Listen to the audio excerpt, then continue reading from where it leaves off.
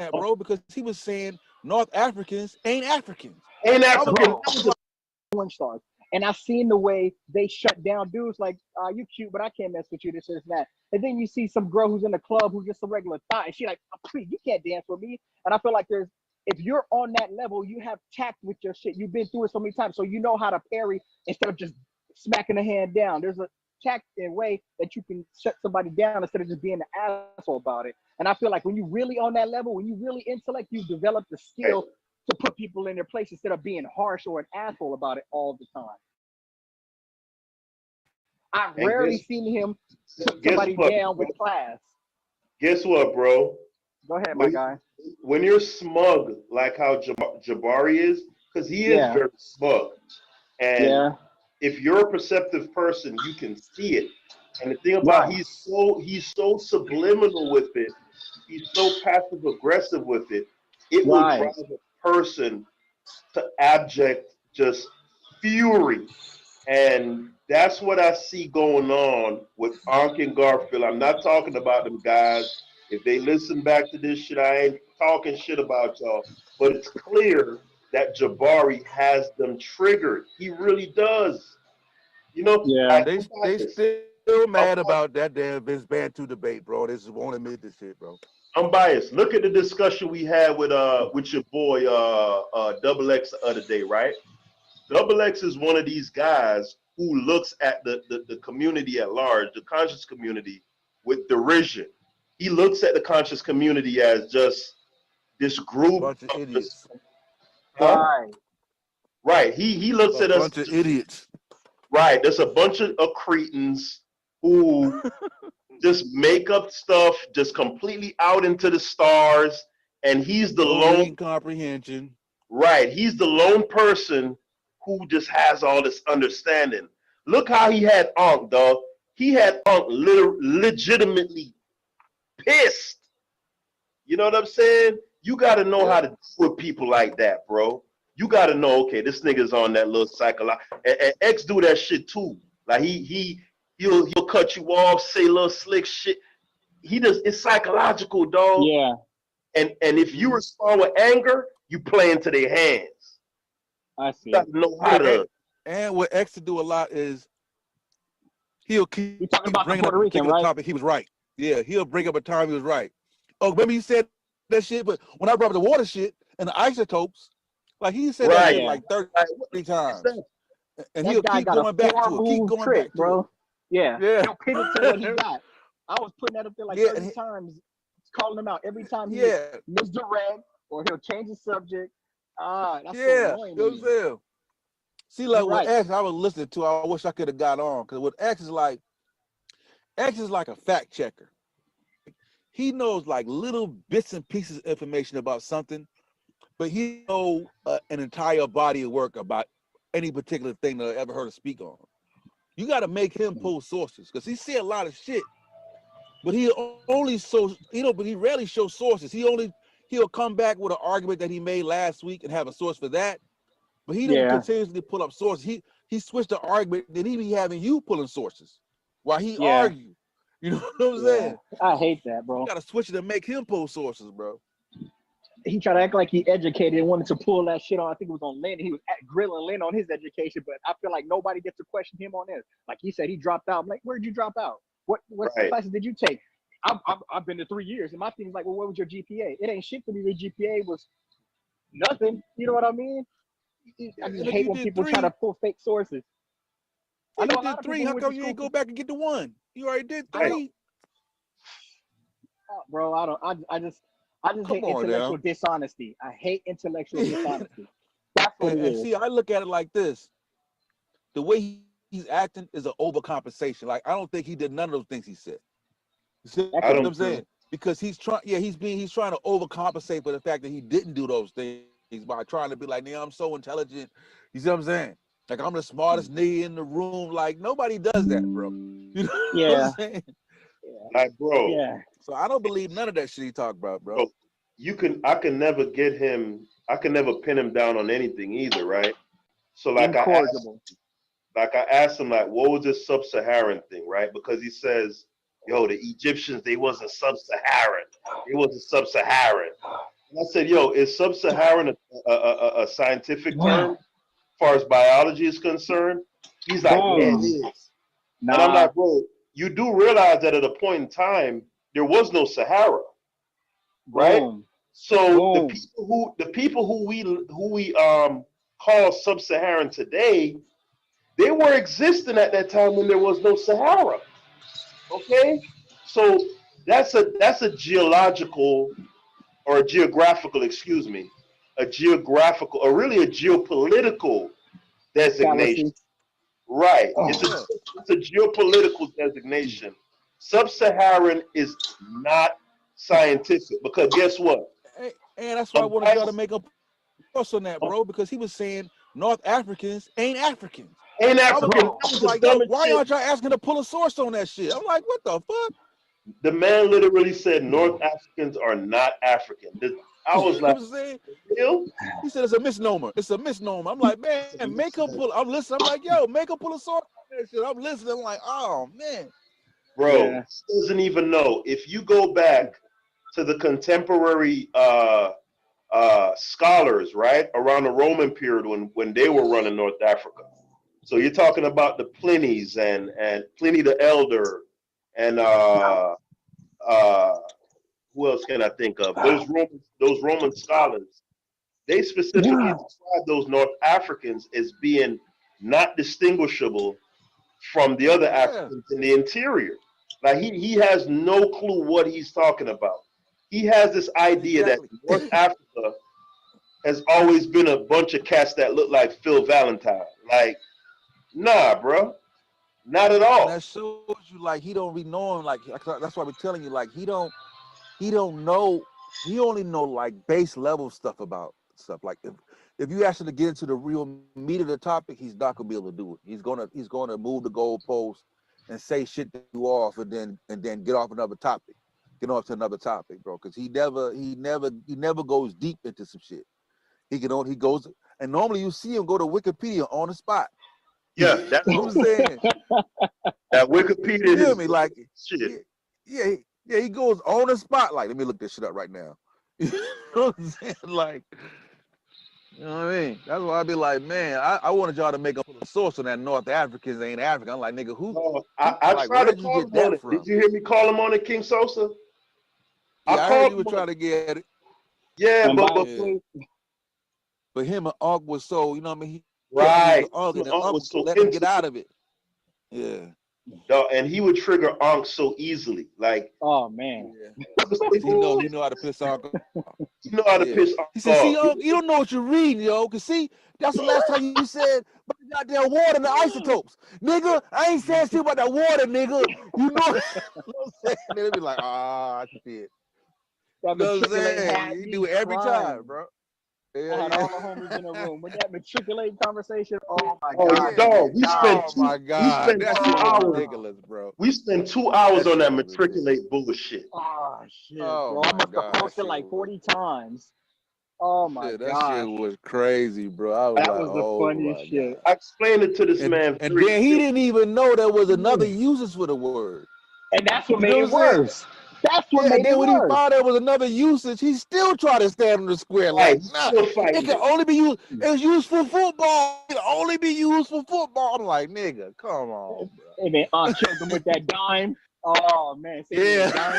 Oh my god. He said, let's look that up in the Urban Dictionary. Oh, I was crying because I knew he couldn't get off of that. I know he was sick, bro. He was sick. Yeah, like it was like old boy said, man. Words don't have meaning; they have usages. Like, you know what I'm saying? Yeah. Like meanings change. You see what I'm saying? Yeah. A lot of time, man. X get he understands it, bro. He just ain't gonna admit that he do. He's not gonna surrender, bro. He's just not. Hey, y'all heard when I asked the man? I said, "Dog, have you conceded that alcohol being a drug thing?" He's still fighting that, dog. Yeah. I was talking in the social construct. Like, come on, bro. Any construct is a goddamn drug, nigga. In construction, you know what I'm saying? Oh man, it's a goddamn drug, nigga. Yeah, he was. Shit. Hey, if you think it ain't a drug, drink a 6-pack and get on the road and drive and get pulled over and see the police can let your ass go, nigga. Driving under the influence, nigga, of a goddamn drug, nigga. Yeah, you talking about shit. They crazy, man. Yeah, that nigga's crazy. Nigga I'm like, dog, I'm like, why is you falling for this shit? He's clearly just trying to just get a rise out of you, dog. Like, play past that shit, man. Like, you know what I'm saying? Dog is a dog be on some other shit, man. Like, play past that, man. Yeah. Like he enjoys the damn commotion, bro. The damn confusion. Yeah. But I can't even lie. We need him occasionally in the community because it'll allow some people to come in and then maybe they'll learn something every now and then. But we have to take it in small dosages because he did make it entertaining. Yeah. That shit was entertaining. Like he used to be on Unk channel, right? And really why I stopped getting on the panel with Unkin, right? I used to jump on the panel all the time. But with him on the panel, bro, the conversation used to just get stagnant. And then we end up arguing about one shit for 2 hours. You know what I'm saying? Like one time I told him about milk, right? Because them didn't know that niggas didn't start drinking milk till like fucking 10,000 BC somewhere in there.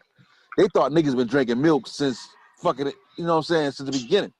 So when I brought that conversation up, I would tell them like, nigga, African Americans, most of us are lactose intolerant. You know what I'm saying? Right. We had this whole argument. Now, I done studied this shit. Nigga, we argued that shit for like 2 hours, bro. You know what I'm saying? Came back with the sources. They still want to argue me, even with the sources, bro. You know what I'm saying? And then finally, was like, yeah, he kind of gave up on a little milk conversation. You know what I'm saying? And I'm like, and I told her at the same time, like, yo, y'all looking at y'all trying to read it quick right now. Like, I've studied this shit, bro. You know what I'm saying? Like, y'all not gonna get around me with the information. Like, they don't even know the terms and shit. So they argued over terms. They don't understand. Well, this just say lactose malfunction. I'm like, nigga, it's the same shit, but we in a goddamn medical journal, so they gonna be more practical. They gonna have more terms. You know what I'm saying? Yeah, they're gonna be more technical. Conversation used to get bogged down, man. It's like, so we spend like 2 hours arguing about shit, and finally I was like, man, I can't do it. And then a lot of people to come on Unc show and be like, bro, I can't do this shit. You know what I'm saying? So eventually he had to be like, you know what, I got to get rid of X. You know what I'm saying? So X was pro milk or anti milk?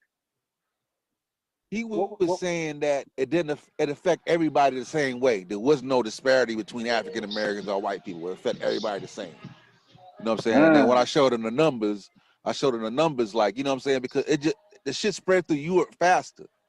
You know what I'm saying? That's why most niggas, nigga, they drink that milk, nigga, they stomach, they go into the fucking toilet. You know?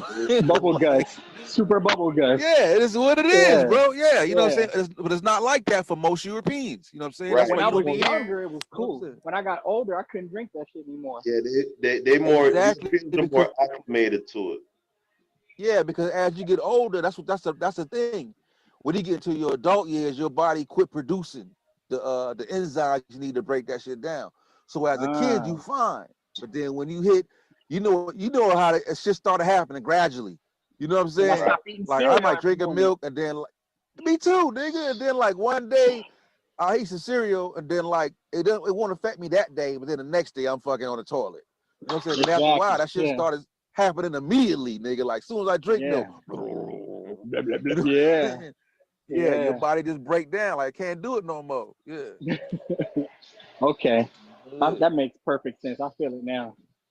Yeah. So my thing is like, does the kid drink milk? Well, he's Puerto Rican though, so. Yeah, that nigga suck, bro. Cause he be talking like he said he got coolie hair. Like I would be surprised if he ain't even black, bro. Like in no form, shape, you know what I'm saying? He just talk black. You know what I'm saying? Yeah, he lost. He won't show his face. He said the female said he a dime piece. That's what I'm like, bro. I don't know nobody. You know, like, we ain't no dime piece in Jersey. He was not co-signing that. The fact that he say that, you know it's bullshit. Like that's some shit an ugly nigga would say. Nigga, all the hoes love me, nigga. They think, come on now. He said I was getting all the bitches. Yeah, we seen that nigga before, bro. I'm like, dime piece. Dime piece. My lady looked at me. All the homies is like, "What is you listening to?" Like, bitch, like hoes walking up, like, damn, double X, you a dime, baby. bro. No, he said dime piece. Dime. Yeah, I He said dime dime piece, bitch. Dime piece. Yeah, Bro, man, no. come on, man. No. Come on, Nah. man. Yeah, Nah. that shit's unheard of, man. Man, I You know play what I'm basketball, saying? football. That's some shit. Bro. Yeah, that's some Even the shit white that the boys fat ain't in that homie line. saying shit, man. That's the nigga you went to school with. He fat. You know what I'm saying? Niggas be like, you don't be getting no bitches. Nigga be like, man, nigga, I get all the hoes love me, nigga. You know what I'm saying? Come on, man. For real. Oh, Yeah, that's real. that nigga, man. Come on, bro. I was like, shit. The minute he said that, I'm like, nigga, you ain't getting no pussy, nigga. Man, come on now. Like, you know what I'm saying? You know what I'm Oh saying? my Yeah, God. come on, man. I got the curly hair, bruh. Bruh. Yeah, nigga, Prince ain't even say he was a goddamn dime piece. You know what I'm saying? You know what I'm And he had his cheeks hanging out. You know what I'm saying? Yeah, you know. Oh man. Funny, Man, that was a funny ass show, dog. That was a funny ass. 2%. Yeah, That's he's supposed to be a goddamn GQ magazine or some shit. You know, this nigga's a model. You know what I'm saying? Like, the fuck? Oh shit. Ain't crazy. I'm thinking Aunt Nobody person. Aunt saying he ain't never seen a nigga in his life. For real, I thought that was Unbiased's boy. I thought that was Unbiased's boy. They used to argue together. Unbiased bet about the same time, around the same time. Cause I remember when X called in a show, a Dagger Squad show, and him and Unc had a little argument. That's what he was on, the old Monkey Got Tail shit. And he got Unc on that. And then Unc was like, yo, hit me on Facebook, give me your, you know what I'm saying? Give me the information. And then they kind of linked in like that. I see. But there's one thing to be off camera when you live. But when you ain't live, you can show niggas who you are. You ain't live no more. And he still ain't, you know what I'm saying? He ain't really got no Facebook photos, nothing. You know, like this nigga's a goddamn CIA or some shit, nigga. This nigga's a goddamn, you know what I'm saying? This nigga's a mystery man. Like, shit. Yeah, man. I mean, that was hella entertaining, but then, like what the homie said, he's incorrigible. I just recognized, like, damn, he just put his head or hit the nail on the head. And that's what I'm like. I would never say nothing to homie because I feel like I'd be like, oh, he'll get me so out of character. So out of character. Yeah. Peace to the panel, man. I see y'all burning a late night oil. What time is it? Damn, it's 1:30. I gotta get out of here. So that's 3 on our side. I just happened to pull up YouTube to see what you know how you're looking for one thing on YouTube, but then you get pulled into a vortex of those suggested videos. For real. I happen to see this one said live. Y'all actually live for real. So yeah, you know, we be chopping it up and shit. It was a regular shit. Hey, you know what y'all know I meant to ask you though? When you ever got anything dealing with Prince York? Did he ever reach out? You ever spoke with him or seen him before on like a thing? Now I know him when he was a little boy. Yeah. Yeah. Okay. For sure. He wouldn't remember me though. All right. So you ain't never spoken afterwards? No. The whole time? I never engaged with him. I mean, outside of him being small on the land. Man, let him tell it. He come across like he educated everybody.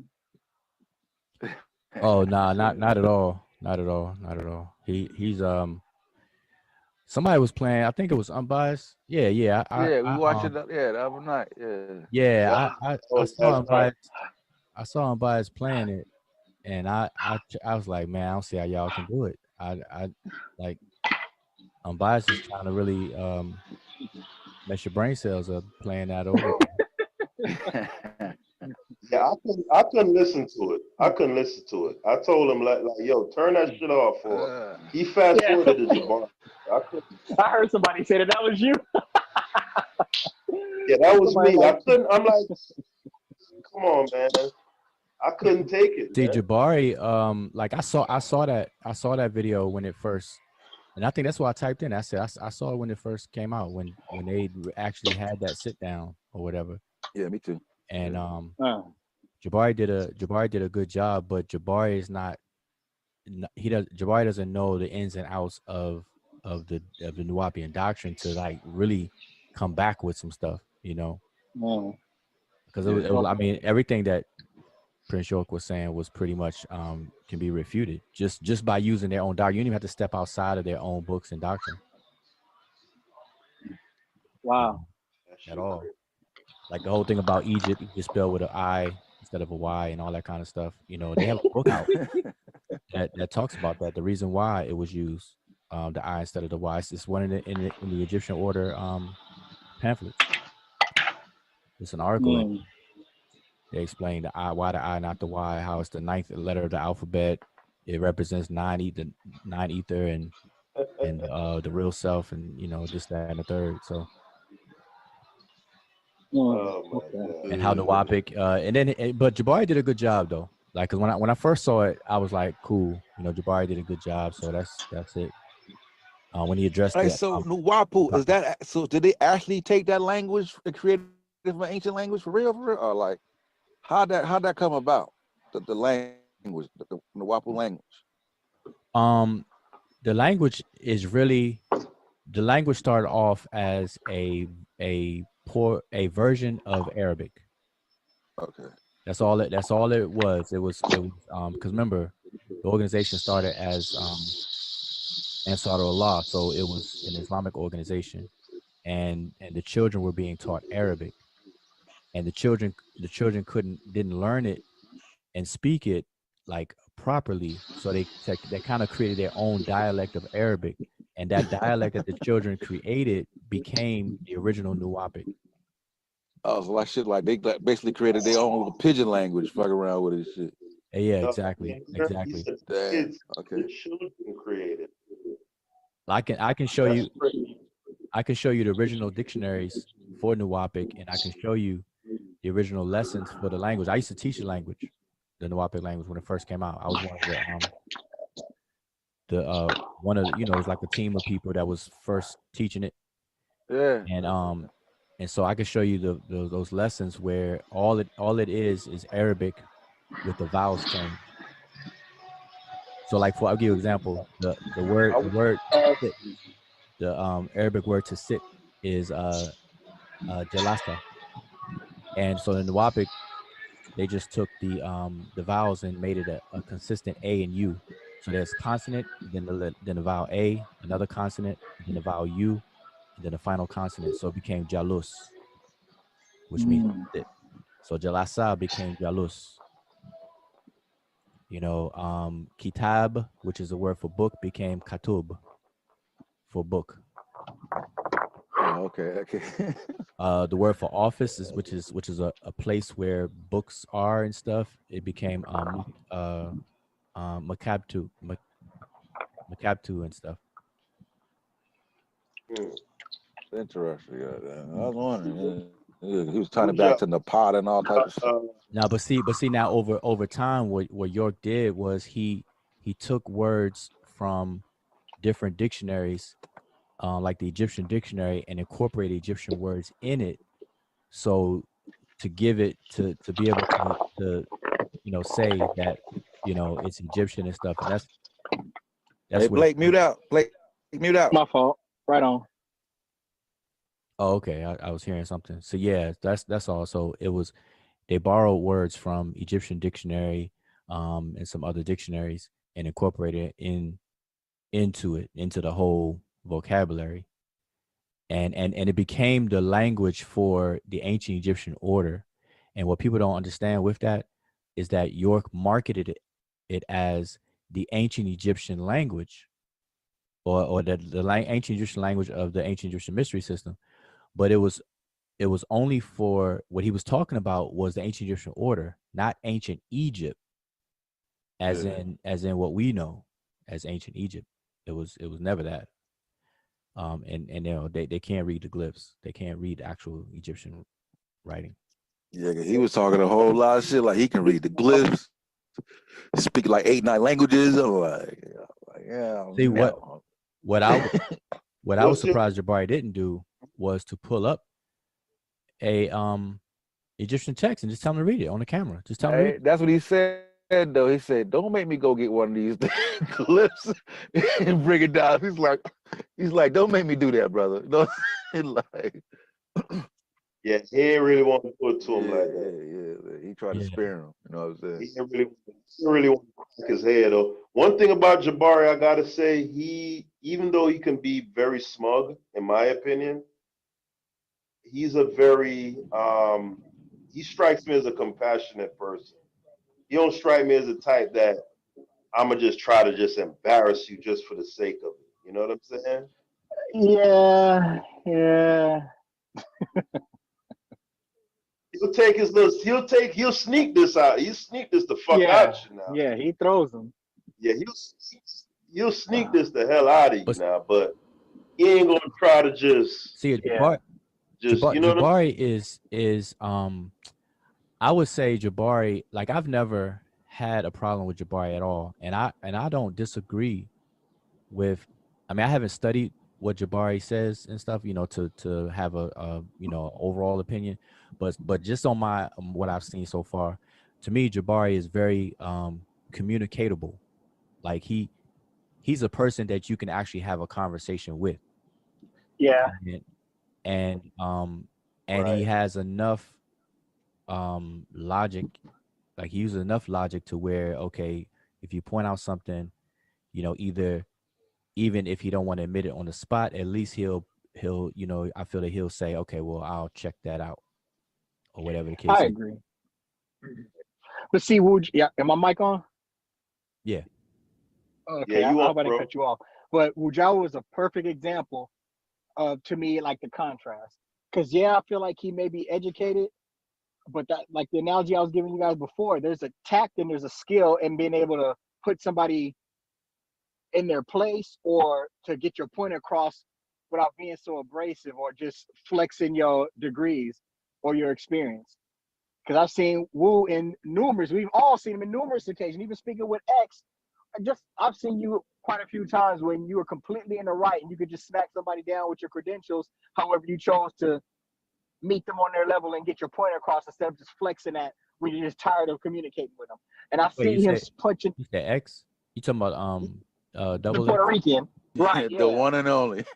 Yeah, the one and you know only. what I mean? And that's just one 2X. example. Maybe I'm using a hyperbole or an extreme example, but I mean, I've seen you in various different conversations with people, and you're able to get your point across, or not necessarily put them in their place or handle them, but it's just a way. Like the analogy I use is going to a club and having a prostitute or a stripper or even a fucking porn star, and if you're trying to holler at them, ask them to dance, and they're like, "Nah, sweetie, I'm good. My feet hurt." Or they have a tactic and a way of putting you down, and opposed to just like some regular thought who's there every night, and she's like, "Please, you can't dance with me.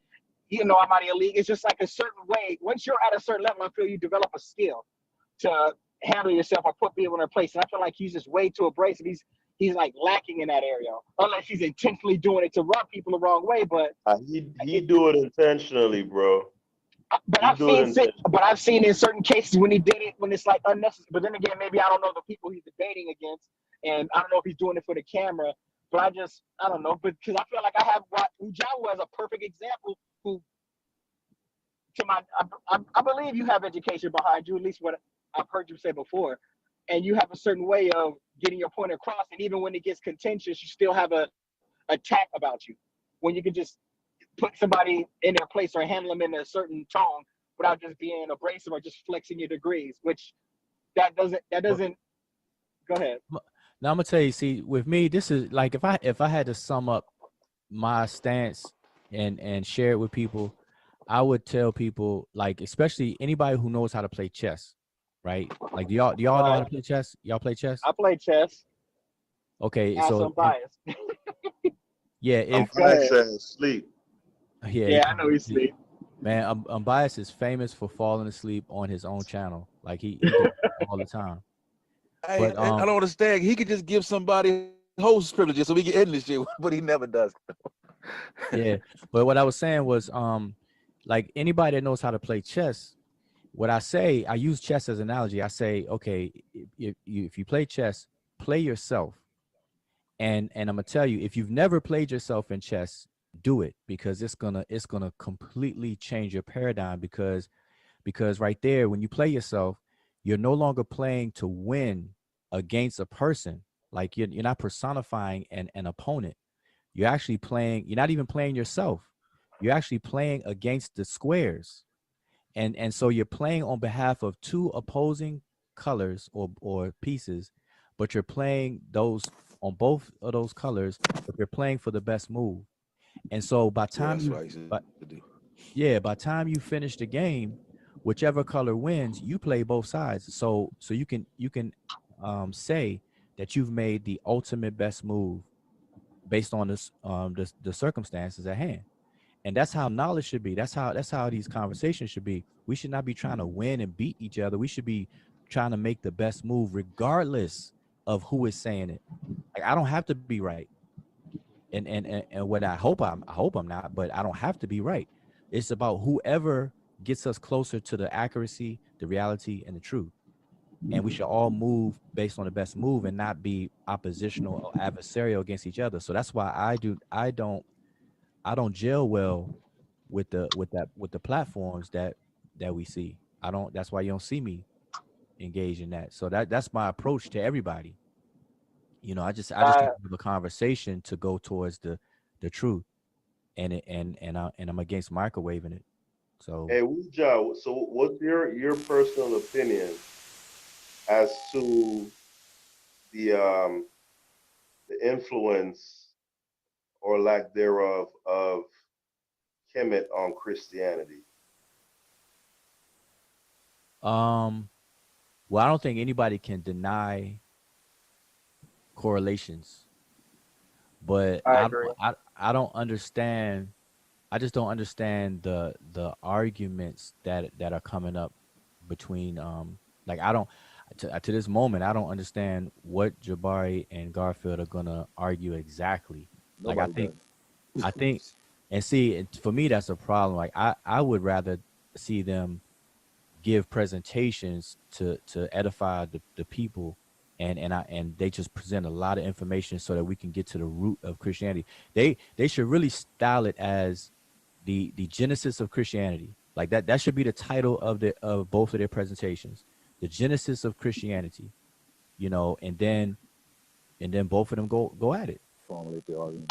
You know what I'm saying? Because I don't see it being opposition. Like even with Garfield doesn't really, like, Garfield will admit that Egypt has some core or influence or whatever, but then there's a specific thing. I don't know. I don't even. Right. That, It's that's my confusion too, because I'm like, I agree. you've already admitted, and everybody knows that. Like even scholars will say there's influence. So they're only arguing how much.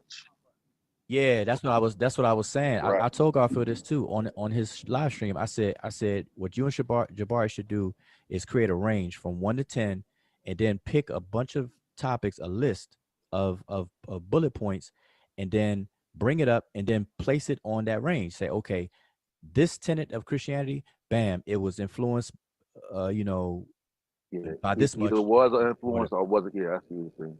Oh, and here's how much. Like, but now Yeah. now and I think hopefully what they're gonna do is at least dispel some of the straight out misinformation of, about it. Like, the cross comes from this Egyptian glyph, Oh of the yeah, two planks, um, and all this other stuff. This stuff that just blatant.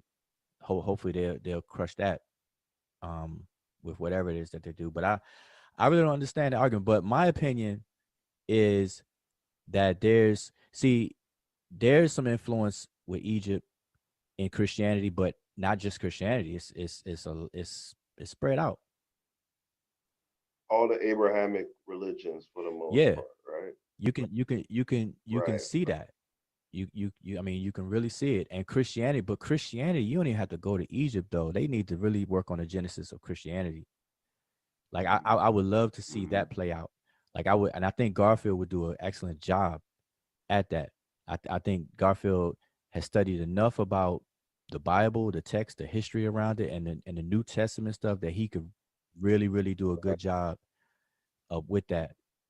But here's the argument Jabari's making. He's making the argument that the influence is prohibitive, in that without it, if you remove the influences, essentially you have nothing left as far as the religion is concerned, right? No, I think he's making the argument the central, you know what I'm saying, the main, like the main tenets, like not every little crook. No, but Sosa, that's what I'm saying. He's saying that those influences are so prohibitive to the point where if you were to remove them, you would essentially have no religion as it's rendered today. And that's the funny thing, because he was very, very specific about adding that qualifier, as it's rendered today. And that's the argument he's always made. So when I see Garfield now trying to circumscribe the argument to this very narrow idea of he's trying to confine it to Christianity in the first century, as opposed to Christianity in totality of what it is today. Right. That was never the argument that Jabari was making. He's talking about contemporary Christianity. Y'all are saying what I'm saying. See, just listen. See, I didn't know that till y'all just said that. If that's true, then what both of them can contribute is good, but they shouldn't be at each other. They should present two perspectives. Like Garfield should focus on the first century, the genesis of Christianity, and Jabari can focus on what it has become and stuff. And that would be ain't nobody paying money for that. Come on, that is a moneymaker, baby. Okay, there you and y'all you just made my other point. That's what I'm saying. You just made my other point. It's not gonna happen, and the platforms are set up to be adversarial. So, but you know what though? In fairness to Jabari though, like that's what he kind of agreed to do. But I think the animus was so intense that it couldn't go there. You know what I'm saying? And then Garfield was like, I ain't doing no Sonetta show. Like, I want a debate. Like, I want a big time. You know what I'm saying? And I think that spearheaded the whole little let's make a show. And you know what I mean? There you go. That's what I'm saying. The platform is that's what it does. So that's it. So hopefully they present some people get some out of it. But I want to say this though. One of y'all just said it. See, here's the problem, right? And hopefully both of them will be able to offer their input on this. They're going to have to define Christianity. That's at the start. Like if they don't start off by a working definition of what Christianity is, then it's going to be a waste. Like for real, you're going to hear some stuff, but it's not going to really make sense. It's not going to be coherent if they don't define what Christianity is. At least a working definition for their discussion. If they don't do that, it's a wrap. It's a wrap, because Christianity is weird. Because even today, you got different variety of Christianity as is practiced. So it's weird if you don't define that. Because Haskell, you just said one of Jabari's points is that it's prohibitive. So, but then you got to say, well, wait a minute, how can that be? Because Christianity is based on Judaism, not so much other things. So how is that? Because when you read the Bible, at least the Bible concern is it comes out of Judaism, but the way it's practiced, then he may be able to make some arguments. So that's what I'm saying. They're gonna have to define. Right, but the thing is, Wudjau, Judaism didn't attach all that mythos to the character of Jesus that contemporary Christianity does. And I've heard Garfield himself say this when other people have tried to kind of delineate between Christianity as its inception coming right out of Judaism and contemporary Christianity, right? And this is exactly what Garfield said, and I believe this is pretty much verbatim. He says, you cannot, I got to go find that show too when he said it. He says, you cannot separate Jesus, the actual physical man, from the folkloric aspects that are attributed to him. Because if you do that, then you don't have an actual religion, because then it's just some dude. He said that. And if that's the case, then how can you possibly reconcile that with the argument you're trying to make now. Because, okay, fine. Let's say it was out of Judaism, right? The Jewish tradition didn't put him as being the son of God and all of this other stuff. You know, that's something dealing with the contemporary or the Paulinian Christianity. So, you know, it's clear that's what Jabari is dealing with. Well, okay, so here's a follow-up to that whole discussion, because you know the debate gonna go down next month, and then it's gonna be talked about for about 2 months after that.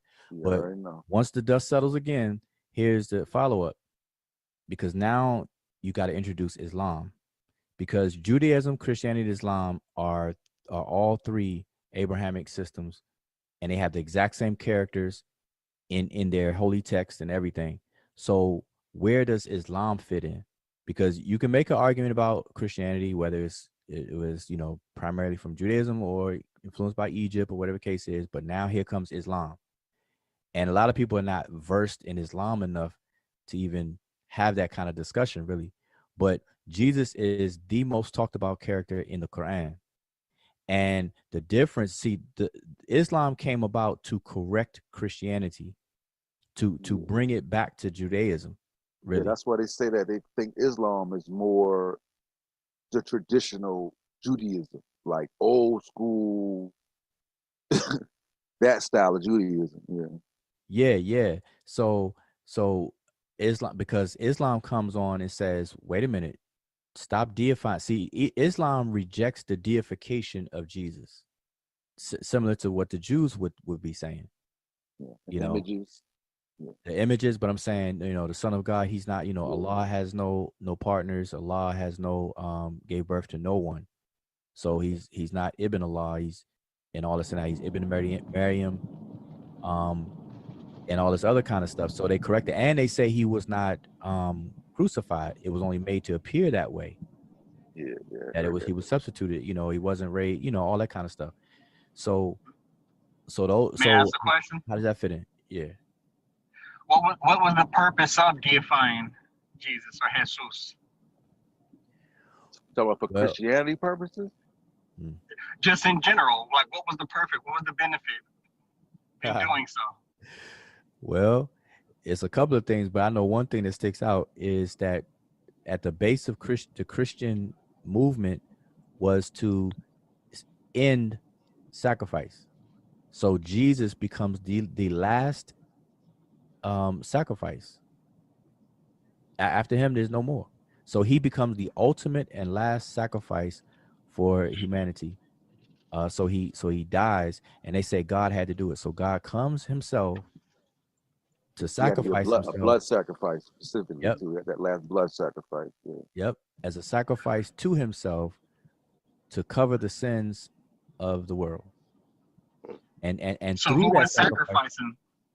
Is my next question. Then who was doing the sacrificing? Judaism or those who practice that? Oh yeah. See, in Judaism, they had to sacrifice. They had to sacrifice. Remember, the covenant was given to Abraham. That's why they call Abrahamic religions, because the covenant is with Abraham. Abraham had out of Abraham you had Isaac and Ishmael, and Isaac had Jacob, and then the birth of all the Israelites. Out of Ishmael came the Arabs, and that's the Islam. So Islam and Judaism and Christianity comes out of those two men, which are sons or, you know, descendants of Abraham. And they had to sacrifice. Remember, Abraham was told to sacrifice his son. And at the very last minute, God was like, hold on, I didn't mean it. And then he told him, you know, take your son off the altar and go ahead and put that animal on the altar instead. And so they're saying Jesus was that. That's why he says the Lamb of God and all that. Yeah, and they was also going against there was also a competition with a lot of demigods too. You know what I'm saying? So I think he was also the top all the demigod thing that was going on, because there was Greece, they had this god-like figures. So Jesus was going to be the you know what I mean, the one that top all of them. You know what I'm saying? This is so y'all got demigods. This is actually God come back to earth as him. You know what I'm saying? Like, this is God in the flesh, made flesh. You know what I'm saying? Like, how you gonna beat that one? You know what I'm saying? So, yeah, Jesus is called the Word. yeah. And now check this out. Jesus, what's Jesus's name in the Hebrew, like in the Hebrew, in I guess his heritage would be Yeshua, right? Yeshua. Yeah, yes, sir. But the Muslims don't call him that. The Muslims call him Isa, which is patterned after the Greek, Isus. Yeah. So you can see how it's after the fact, and so that's what they're saying. They're saying that Isa or Jesus was never not the son of God and all this other kind of stuff. They just basically refute the deification of Jesus. They put him back as a prophet. Right, exactly. And Islam and Judaism and Christianity in the middle. Exactly. So when people make the argument that Christianity wouldn't be Christianity without the folkloric aspects attributed to this man, they're absolutely right. And if that's the case, I don't see how Garth he can't get out. He can't get out of this, dog. He fucked up. The hardest part is that, like I said before, like you already given Jabari a head start because you already got influence.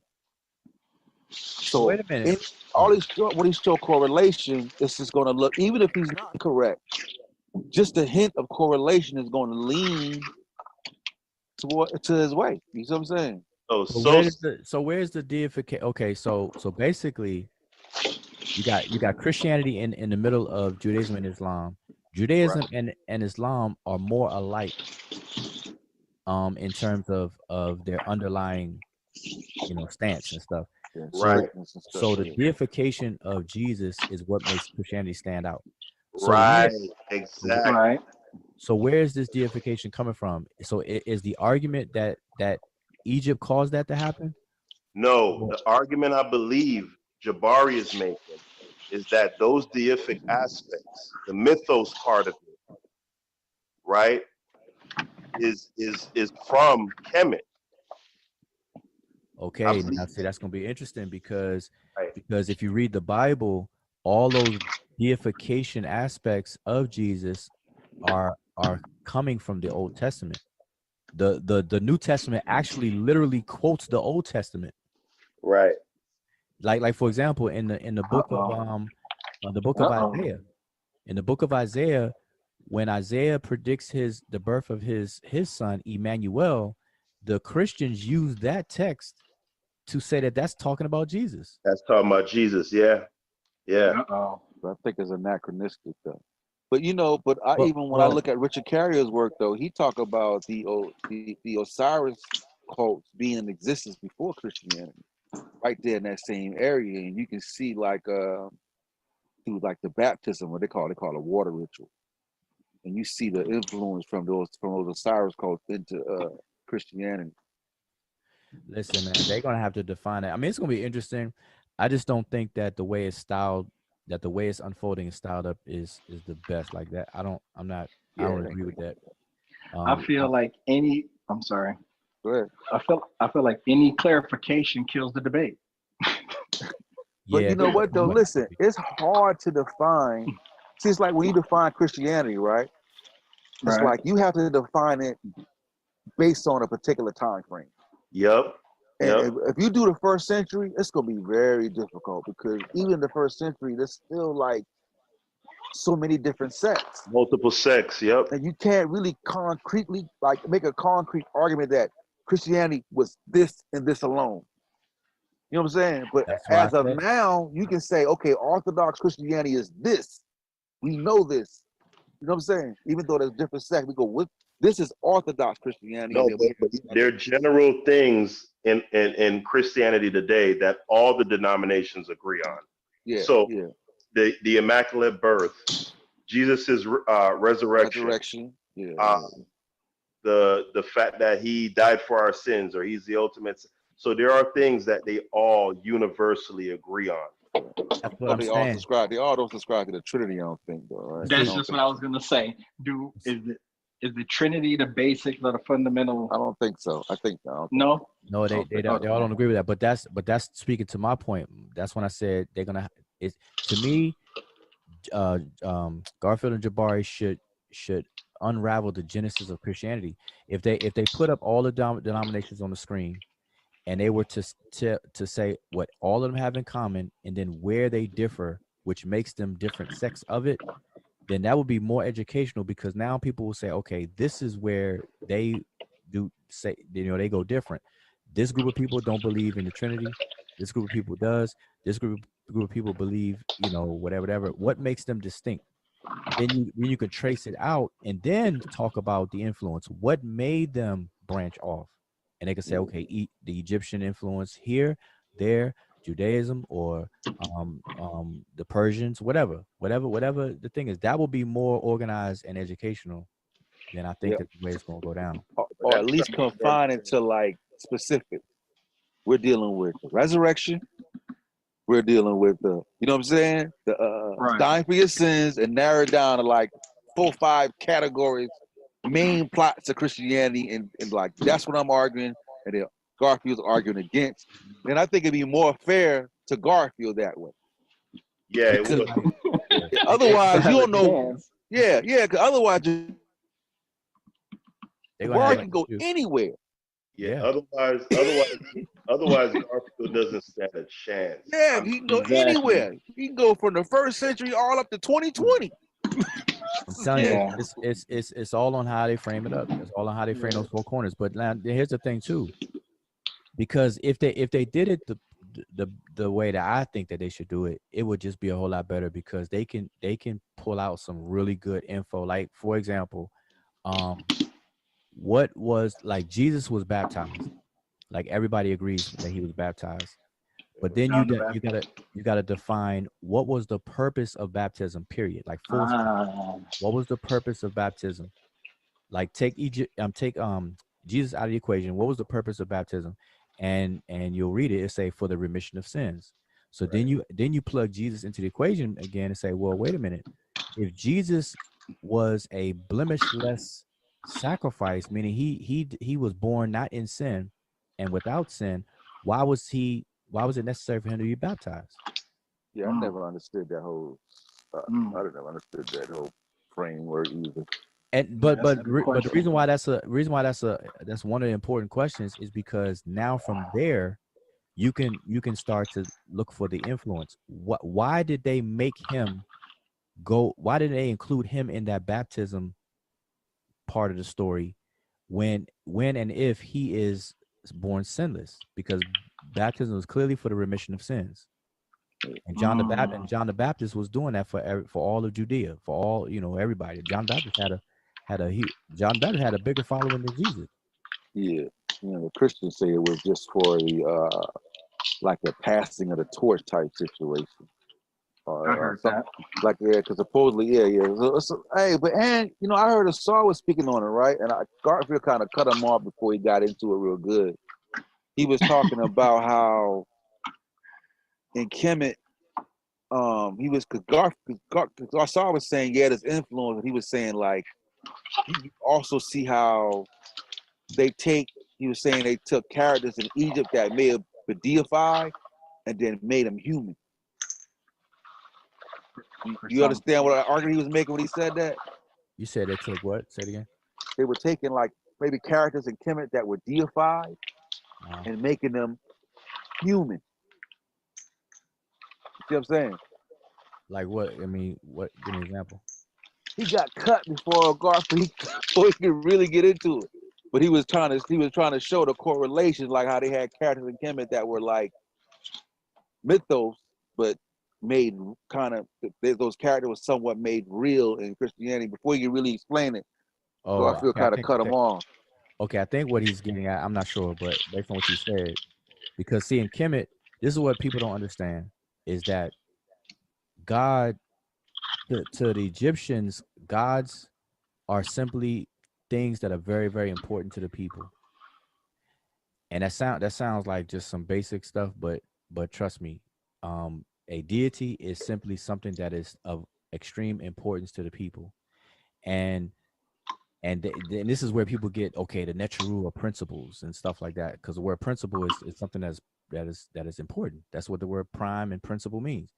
And so these deities are things, they represent things that are very important to the people. They're not literal, like when they wrap these things up in stories and mythos, it's done in a figurative way. What other people tend to do outside of that culture is to literalize it. And they take these characters in myth in a figurative way. They take it out of the figurative context and then put them in a literal context and then expound. And so that must be what he's referring to, where they pull these characters out and then they make them into literal people. Yeah. And Jesus could be a combination of a lot of people think Jesus pairs up with Horus, but really, if you had to compare Jesus and you story, what's attributed to Jesus, he more so pairs up with Osiris when it comes to the resurrection part. That is another dagger for Jabari, because that's what he was saying. Like, is that a star? Osiris is a star? Yeah, Asar. Yeah, Asar and Osiris. Yeah, then that's another dagger for Jabari. That's exactly what he said. I'm saying, it's just looking bad, bro. That's exactly what he said. You know what I'm saying? So it's like, man. Yeah. Yeah, but there's differences. Like if you really study Egyptian texts, you can see that, like, there are some differences. But if I had to, if I had a choice, if somebody asked me to pick either Heru or Usir in terms of which one closely resembles the stories attributed to Jesus, I would say Usir, Osiris. I would say him because of the resurrection thing, the death and resurrection. But now Heru Heru resurrected it too. People don't know that he was bit by a scorpion and Osset had to bring him back to life. Jehudi. They was saying somebody was arguing Heru never resurrected. I forgot who it was. It might have been Austin.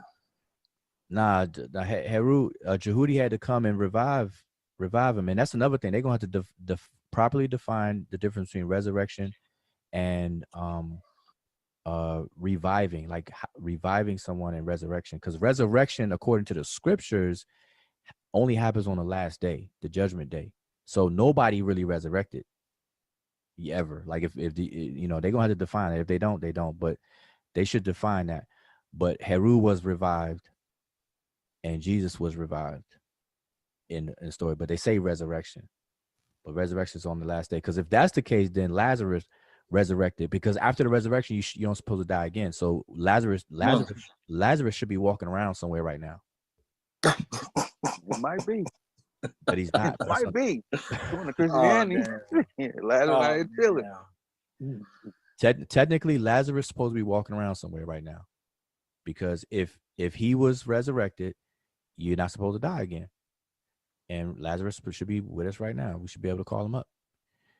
But anyway, but Heru as a baby, as a young boy, was bitten by a scorpion and sent by Satuk, and he died, and he got revived by Jehudi.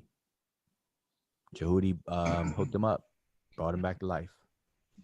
Yeah, I know Jabbar said, Jabbar specifically said, he was the pre-debate.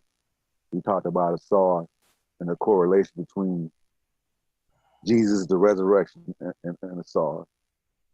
Yeah, now Asar being resurrected, he Asar, see, you on the resurrection part, well, like I said, baby, young young Heru was taken out by a scorpion and brought back by Jehudi. Usir was killed by his brother, put in a lake, but then later he was chopped up. Like, people confuse the two. People think it's just one act, but no, he was killed, and then they found him, and then they chopped his body up afterwards, and then he got put back together, and then he existed, but in the underworld, not in the real world. And so that's a little different thing, So, it's just interesting, man. That's why, see, I never argue those arguments, because it's not enough definitive things where you could say, okay, this was taken from this was taken from that. You could just see in a general, vague sense that there's influence there, There's some correlations. There's definitely some similarities, and just roll with it. Like it's nothing that you could really definitively do anything with it. It's just that's what it is. That's why I think it was a terrible topic to debate if you're trying to make the opposite argument, because you can't shut down the floodgates. You know what I'm saying? Because you can't say if this blah blah blah blah, boom, game over. You know what I'm saying? Right, because like here's a problem with the correlation people. Where did Heru or Osir get hung on the cross? Like, see, they can't go that route with that one. Yeah. Yeah, but then you can say, well, we're gonna have to give the Hebrews credit for, imagination. You see what I'm saying? Like, you know what I'm saying? Like, you know what I'm saying? They took that part and then, they put their little spin on it. You know what I'm saying? But I mean, but if that's if we're gonna leave that part out, then we can invoke other characters. Like, what about Tammuz of the Akkadian texts and scriptures? Tammuz, the sacrifice god or demigod of that scripture, who was sacrificed. And so people, I don't know if people know about Tammuz and his mother. He fits the Jesus character too. So I'm just saying. So that's what I'm saying. It's a lot of influence, but I think there is you know how people take Matthew, Mark, Luke, and John, and how they say okay, we got 4 gospels, but the 4 gospels could possibly be, there's some commonality, like they could have came from a common source or at least 2 sources and this and that, how they speculate that. Well, the same thing with these stories. There may be a common root story that they pull from, but we don't have enough to like definitively say these things. So I don't know. That's why to me it would be technically better. Though, those gospels though, you take just really Mark remixed. You know what I'm saying? Because Matthew takes most of Mark and then just put a little tiny bit in, and Luke takes. You know what I'm saying? It's really just. Actually, John is the one the Gospel of John stands out from the other 3 more. Yeah, he's on. Yeah, but the Mark, Matthew, and Luke is just the remix of Mark. Yeah, it seemed like it's close. Yep. Yeah. And then you got Revelation. So the book of Revelation and the book of John. And see, Islam calls the book of Revelation the Injil, El Injil. And so they only acknowledge the Injil. They don't acknowledge the Gospels. They call it Hadith. So they go with that. They say that's Jesus. That's Jesus' words. The book of Revelation. Gospel? Nah, the book of Revelation. So what's the Hadith? What does that mean when they call the Gospel the Hadith? Oh, Hadith means story, words of men, stories of man. They say the Injil, the book of Revelation, is divinely inspired. That's one of the holy scriptures, not the Gospels, because see, they don't trust Paul, and rightfully so. The Muslims don't trust Paul. Nah, Paul talk about it. Paul talk about a whole nother type of Jesus. Yeah, see, they expose Paul. They say Paul was a persecutor of Jesus named Saul, and then all of a sudden, in this miraculous vision he had on the roadside, he changed his name to Paul, and all of a sudden he followed Jesus, but he disobeyed. Like, Paul took the so-called gospel to the Gentiles who didn't know any better for anything. So Paul could have made up his own doctrine. That's exactly what he did. Because when I look at it, and I hear the story, it feels to me like really Paul is in a Christian. Like, he is really the main source for why it became what it is, because it really was meant to be like specifically to just these particular people. There it is. That's what I'm saying. Paul is the father of Christianity. Yeah, I agree. I agree.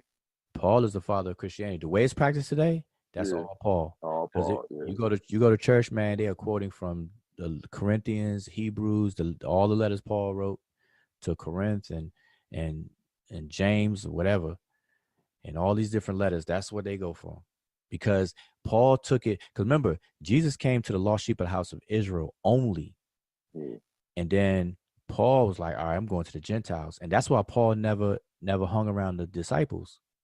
The disciples wasn't having it. And see, there's another gospel out there. Him and James was like, they was enemies.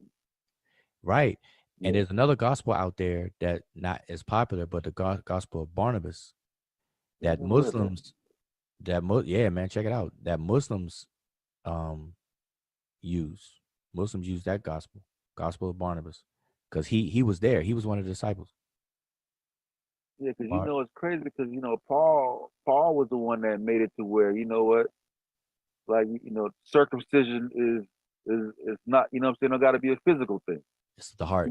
Yeah, it's circumcision of the heart. So he was the one that really crafted it. You know what I'm saying? Because even when you look at God, like God in the Old Testament, like that was not a universal God. Like that God was not for everybody. That God was specific. It'll say everybody else get murdered. No, okay, look. So check this out, right? If you look at it, if you just look at it as a book, the Old Testament, the God of the Old Testament creates this jurisdiction. Like God of the Old Testament creates these laws for his chosen people. So God chooses a people, and then he has jurisdiction over them. So he gives them laws. So the question is, he gave the laws to Moses, right? He gave the covenants to Abraham, and then he gave the laws to Moses. But who were those laws for? They were not for the entire human population on the planet. They were for a specific group of people, a very narrow population of people compared to the whole world. And so for the whole life of the Bible, that is only a very narrow point in human history, period. So what Paul did, Paul takes it from that narrowness and then expands it to the whole world. So Paul expands the jurisdiction of God. So, and what Christians have done is like, okay, here's the thing. A sinner, what is a sinner? A sinner is a person who, a sin is to miss the mark technically, but it means to transgress the laws of God.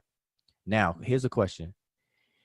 Can you be held accountable for a law or for something that's a law in China while you're over here in America as a United States citizen? Nope. No, right? Nope. Yeah. Right. So those Chinese laws don't apply to you because you're not under their jurisdiction. So Christians technically cannot be sinners if those laws never apply to them.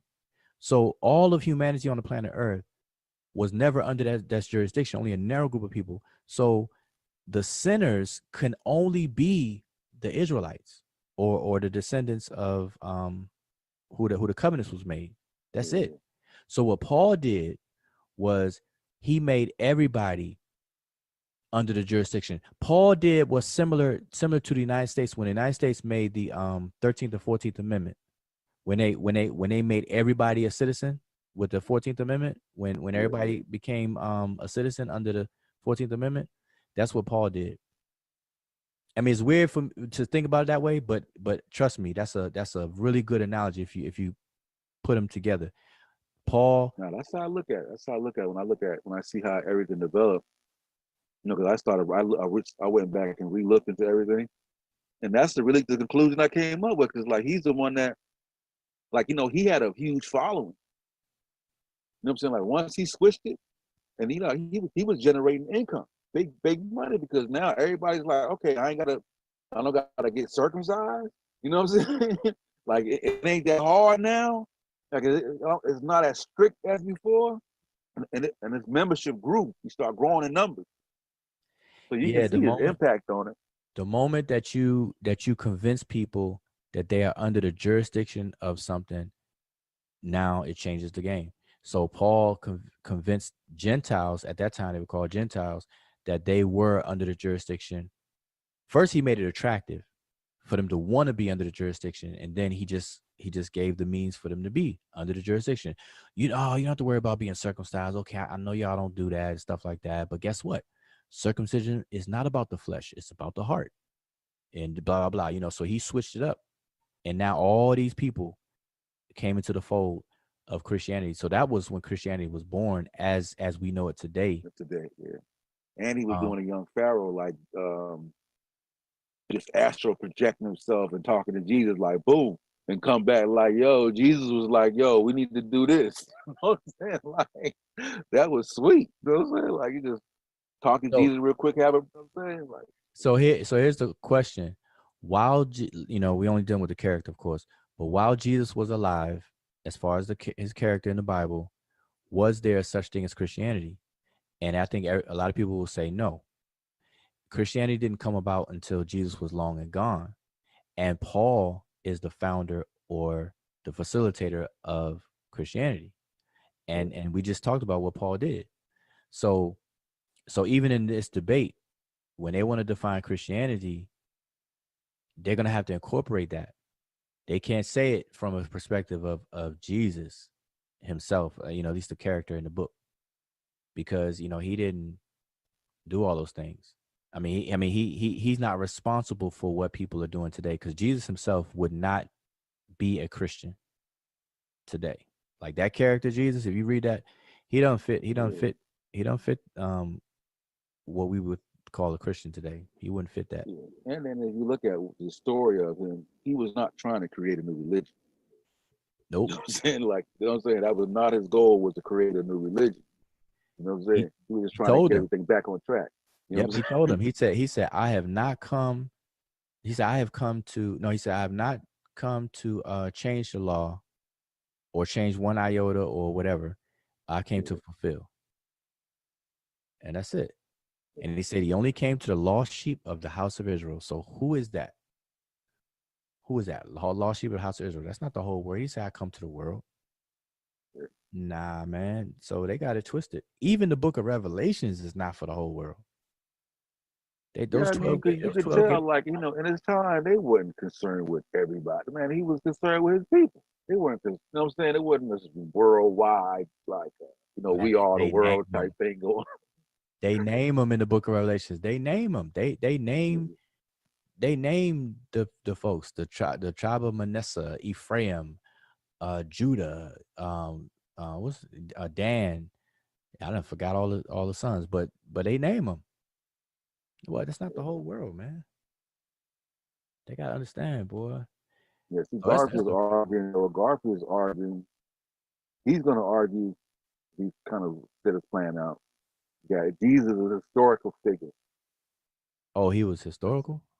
That's what he's using in his historical argument, and since Jesus was based off a historical figure, and Christianity started off based on a real person, then Kemet could not influence it, because that's why. That's one of his arguments that he's going to make. Well, if he's based off of that's going to be a hard one to unpack, because exactly. Which figure? Like which man? Like really? Like that's because Jesus is everything but a regular man. Like when you think of Jesus, you don't think of the regular stuff. You know what I'm saying? You don't think of you think of turning water to wine, walking on water, feeding the multitude, preaching to people, going up against the Pharisees or the scholars of that day and time. You think of him being stabbed on a cross. You think of him being in a tomb, and then they come in there, he's gone. That's what comes to mind. You don't think of a regular man and all that kind of stuff. Christianity's not based around that. If that was the case, they might as well just call it Johnian, because the John the Baptist was doing his thing. Yeah, John the Baptist was doing his thing. He was just as important. Why would everybody come to him? Like, what made John the Baptist the baptizer? Like, he was baptizing. He baptized all of Judea. That's what it says in the Bible. How did he get that status? He must have been a very prominent, important person. Yeah. So I don't even know if the Bible tells how he came to be. Well, he got his head cut think off. about it. Yeah. Yeah. You know, but see, even in the Old Testament, you had people who came back. What about Elisha? And they came back. So I don't know. It's gonna be rough. It's interesting. Yeah, a lot of gray area. Yeah, I'll just wait to see the aftermath and everything. I think both of them are going to do good though. In terms of whatever it is they present, I just don't think it's framed up right to benefit people the most.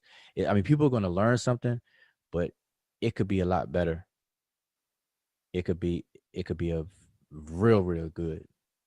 Yep. Like I think it could like you have said, a major after the debate, we'll have a whole 2 months of videos to go over what happened, who won, who should, you know what I'm saying, the whole nine. who shoulda, woulda, coulda, all the shoulda, woulda, Yeah, coulda. yeah, you know what I'm saying. It's gonna go Okay, down. let me ask you, what do you think the next? All right, we already know what's coming up in March. What do you think the next debate is going to be? Oh, and we can't forget Tazariak and Vince Bantu that same day. But what do you think the next debate going to be? Based on what you see, Kim in West Africa. I think. You think that's going to kind of come together to a debate? You think it's going to be instigated enough? I think that's what Garfield want to attack next. I think that's going to be the. I see that. I can see that in the future. Like, what do you think? I don't see that one because I don't see that as being an argument. I don't see anybody making that argument. Oh, like you should have heard Garfield this morning. No, I'm talking about. I'm talking about for it to happen. Like I don't see nobody making a claim that African Americans are the Egyptians. Like I don't see anybody making that claim. No, I think they're making the claim like I think they're making the claim like they don't believe Kim had any interaction really with West Africa. That's what Garfield was he was doing this morning. They're basically strictly on just haplogroup. Okay, well then that's not gonna be good. That's not a good look because he's gonna lose that one because he's gonna have to see. That's not gonna be if that's the case, then that's not gonna be a debate this year because Garfield's gonna have to study a lot of books. Whoever is going to study a lot of books because you gotta understand Diop, like for example, Diop is a person who used multidisciplines to examine that question. Yeah.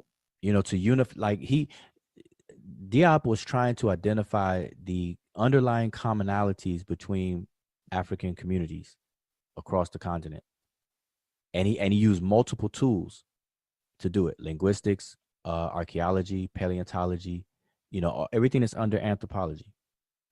And he only got but so far and he wanted it to continue. And so scholars have been continuing that work. And there's certain things you just can't get around. Yeah, I wrote in the chat that when it was having that argument, like I was told in the chat to go out. So like he said, I'm gonna tackle that. That's my next tackle after the debate. And I told him, I'm like, you don't know enough to make the argument. You know what I'm saying? I was typing in the chat, and he's like, he got a linguist coming on. And he said, I got an African linguist coming on that disagrees with Asar. You know what I'm saying? Everybody kind of like, so what does that mean? You know what I'm saying? Okay, if that's the case, listen, if that's the only African linguist he can get that would disagree with Asar is what's his name, Dr. Cambone, and I hope he brings him on. I hope Garfield brings him on with Asar. I got to go back and hear who he said now. And I think about it. Let's see what his name said. Because if it's not him, then it ain't nobody. I mean, even Dr. Cambone. Dr. Cambone is a bona fide linguist, but he never confronts Asar head up. Yeah. He's never done it. And so if it's him, then that's what I mean by I hope it's him. But here's the thing. See, here's the problem with that whole thing is what defines a people as a people. Because if people are just going to use haplogroups, you cannot do that. You can't do that. Just by default, you can't use haplogroups by itself, or pretty much they're not very useful in that conversation. It's just not. Because here's the thing. How he's going to have to explain the relationship, the language relationships. He's gonna have to explain that. Like he was making some crazy arguments though, because he was saying like, you know how Garfield did, because sometimes Garfield is bad at making arguments. He was saying, well, I'm Jamaican, and then my son speaks Jamaican, so you can't use linguistics to tie it in because he could have, because he got it passed on from. It was a very poor argument that he made this morning, but no, but see, that's what I'm saying. What makes a people a people? See, haplogroups don't make a people a people. It doesn't.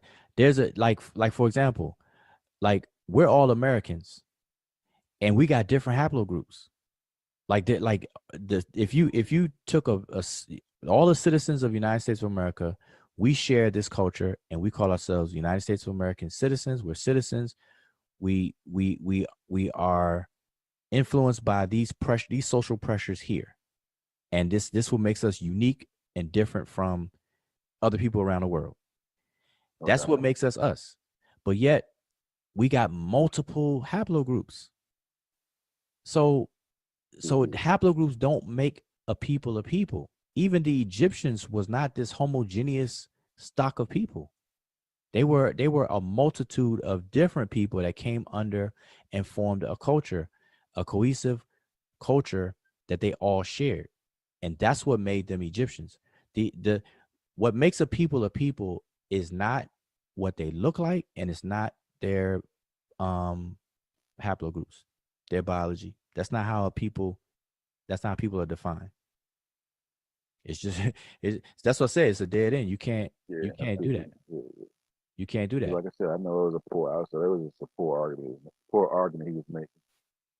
Because he was saying you can't use like that was his argument. Like he said you can't use linguistics. You can't use linguistics to tell who the people is. You know what I'm saying? No, a people are defined. Language is a major defining element of a culture, of a people. Culture and people go hand in hand. You can't define a people. See, here's the thing. And I'm telling you, see, people go. That's why I hope I don't care who the linguist is, really, as long as it's a linguist who knows what they're talking about and can have a conversation. Because here's the thing: the psychology of a people is expressed in their language. So in order for people to share the same mindset, which is what makes them a people, they have to speak the same language. That's why language is one of the top defining aspects of a people and a culture. That's it. Because how a people think is reflected in their language. And a speech community is a community of people who share the same psychological. In linguistics, we call it a sign. The signs are like this mental dictionary of form and meaning. And I explained this before, but like the gist of it, like if I, like for example, like every single word is made up of 3 components. But to simplify it right now, because it's late, just think of it as a coin, right? Heads and tails. On one side of the coin, you have the form, and that form can be written, which means you see it spelled a certain way, or pronounced, which means you hear it. On the other side of the coin is the meaning. So you got form and meaning. There's a third element, which is the link between the two. But let's just look at it as a coin. Okay. So now here's the thing. In order for you to speak to people around you, those people have to have the same coin in their head as you do. So when you utter a sound out your mouth, it will match a concept or the other side of that that's already there. So for example, if I say house to you, you heard me say it. So that's the form. But the concept side of it, or the other side of the coin, is a square rectangle structure with windows, a door, and a roof, basically. Yeah. Right? That's what you conceive in your mind.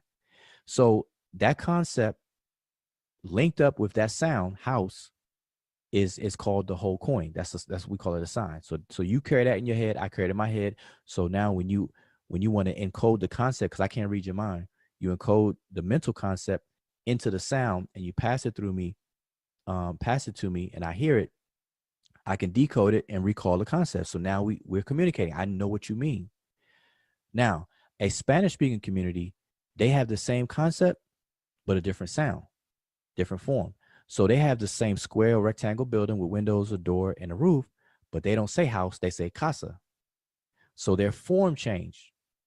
So they don't have the same word, but we could translate it because we can match one side of it. So we got 2 coins that match one side. The other side don't match. One side matches, the other side don't match. That's called translation. But if both sides match and you understand it, that's the same language. So the psychology, the mental construct of your mind shared with others is revealed in language. That's what makes a people a people. That's what, one of the major things. There's a couple other things, but that's a major thing. So that's what Garfield's going to have to, everybody's going to have to understand. So here's the thing. This is why linguistics is so important. If I can show that language A is genetically related to language B, and language A is spoke by this group of people, and language B is spoke by this group of people, I can establish that group A and group B at one point come from the same previous parent group. Yeah, same parent group. And if they came from the same parent group, they came from the same parent culture. Although they differ now, but they came from the same culture. Same parent language, same parent culture. Yeah. Regardless of their biology. See that, because biology doesn't make a people a people. And America is a living testimony to that. We're not all biologically the same, but we're the same people. Even though we don't like saying that, but we're the same. We're Americans. We're distinct. We're recognizable. I don't care if you black or white. If you travel somewhere else in the world, they're gonna say, "Oh, you American." They can tell by your behavior, your demeanor, your language. I see now, like so in that situation, linguistics would top genetics. Oh yeah. Just sit, man. Listen, genetics is on the low end of the totem pole on that conversation. You can't really use genetics. Genetics is used for migration before you can get to distinguishing people. So any conversation, when you're talking about a people, biology is not going to really help you. It's just not going to help you. Language is going to help you a lot more. Due to the same America analogy. Make that on board. Exactly. So imagine 500 years from now, people want to excavate the cemeteries of America. Man, you know the diversity of genetics is they're gonna find, and if they base everything on biology, they would think that we're all different. I mean, biologically we are, but as a people, they're not gonna see us as a coherent country of Americans, that spoke this language or none of it. They're not gonna know none of that. They're gonna think, okay, man, it's diverse. America was diverse. It must have been a major bunch of invasions going on. So. They're gonna wonder, dang, what happened over here? It's gonna confuse the heck out of people in the future if they did that. See, fortunately for us, the further back you go, the less migrations took place. Because see, one thing we take for granted today is that we have advanced modes of transportation where everybody goes everywhere.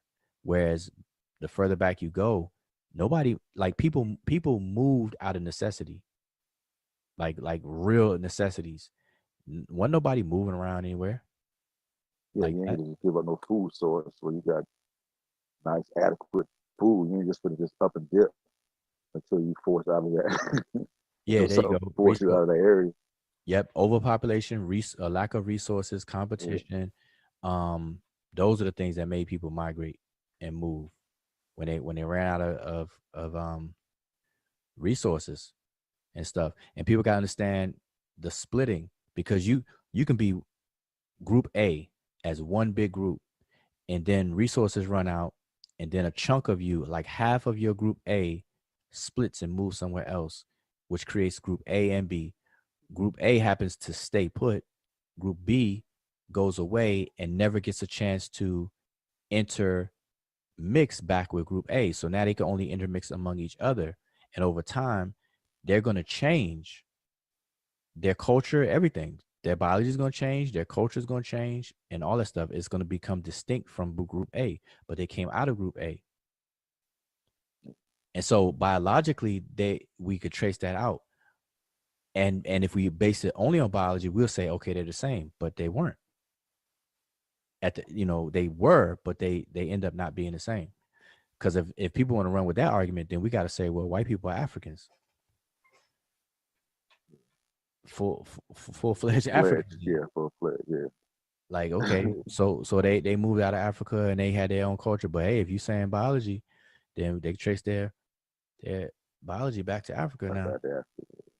Everybody can. So nah, that's a losing thing. That's what I'm saying. That's not. I don't see that coming up because I don't think that's gonna have enough steam to produce a debate. This one barely had enough steam. Like I'm you shocked. think? I forgot which one you said you think gonna pop up. Which one you Oh think? no, I didn't. I was asking you. I don't know. I don't know. But what I do know is that at least 2 big debates on these platforms take place per year. So something is going to brew. Something's going to be instigated to brew up. And you might be right. You might be right. I just, man, if that's the case, man, we're gonna have to take 2 L's for the. I mean, in the bigger picture, that's 2 L's because this one coming up, it's cool, but it's I think it's an L on what it could be, and then if the one you just said comes up, that's gonna be 2 L's. Yeah, I think that's the next wave is gonna be West Africa versus Kemet. Like I think that's gonna be the next move. Like I hate it's like every time I see it though, it's always like somebody will maybe romanticize too much or puts out some misinformation, and then you see this major overcorrection. You know what I'm saying? Like it happens like every time. It's like, okay, yeah, they were wrong with this, but now you're going way too far. There you go. I like what you're saying. That's a good way to describe it, an overcorrection, because there is a lot of misinformation out there. There is some romanticizing going on, but now people are going overcorrecting on steroids. Like they taking it too far. Like they can't even name, like West Africa is a region and Kemet is a specific kingdom. Like that's a mistake right there. And then you got to deal with everybody's work. Like there's scholars who are putting in the work to show the commonalities. Like how you gonna disregard that? Like how you gonna refute that to keep up with the argument? That's gonna be amazing. It's gonna be amazing. And see, now I see why they're gonna have to focus on genetics, but that's irrelevant. Yeah, they have to because that's the only ground they got to stand on it because they're not linguists, so they're gonna make a fully genetic argument. Right. And genetics is in and of itself is a science. So it's going to sound very, sciencey and educational, but it's irrelevant. It's just, that's like trying to bring a screwdriver. That's like trying to use a screwdriver to eat soup.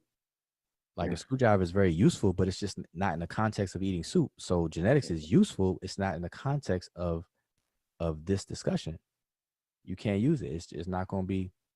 It's not going to blend. It's not going to work out. It's not going to look good. And then even genetics, haplogroups, man. I mean, I don't think people understand what haplogroups are. Like they're only linear, and they're your deep ancestry. It's not the autosomal aspect. All the percentages of people share, that's not haplogroups. That's the autosomal. That's only goes 5 generations back. That's it. 5 times 25 is about 125 years. Because each generation is given 20, 25 years. That's 125 years, 150 years that the autosomal mixture comes into play. So it's just that alone. People gonna have a genetic conversation first before they even use it inside of a debate. They got to get to understand. People got to understand what do these haplogroups mean. These are mutations that occurred on certain geographical locations for a genetic population of people, and they happen over a long period of time. That's it. That's all that means. And so because of it, you can there's a chronology built in that's innate with it, and depending on where they pop up, that results in being able to trace migrations. Now you can say, okay, L0, the mutation called L0 took place in this region at this time, and later I see a mutation into we call it L1, and now I can say, okay, the population of L0 must have moved over where we find L1 at, and it happened this time. So now you could trace out stuff like that.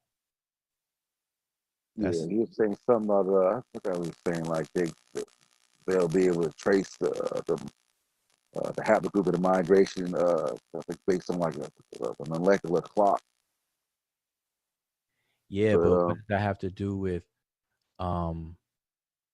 people though? Yeah, that's what I'm saying. That's why, I mean, what defines a people? Yeah. Like, okay, see, here's the first question.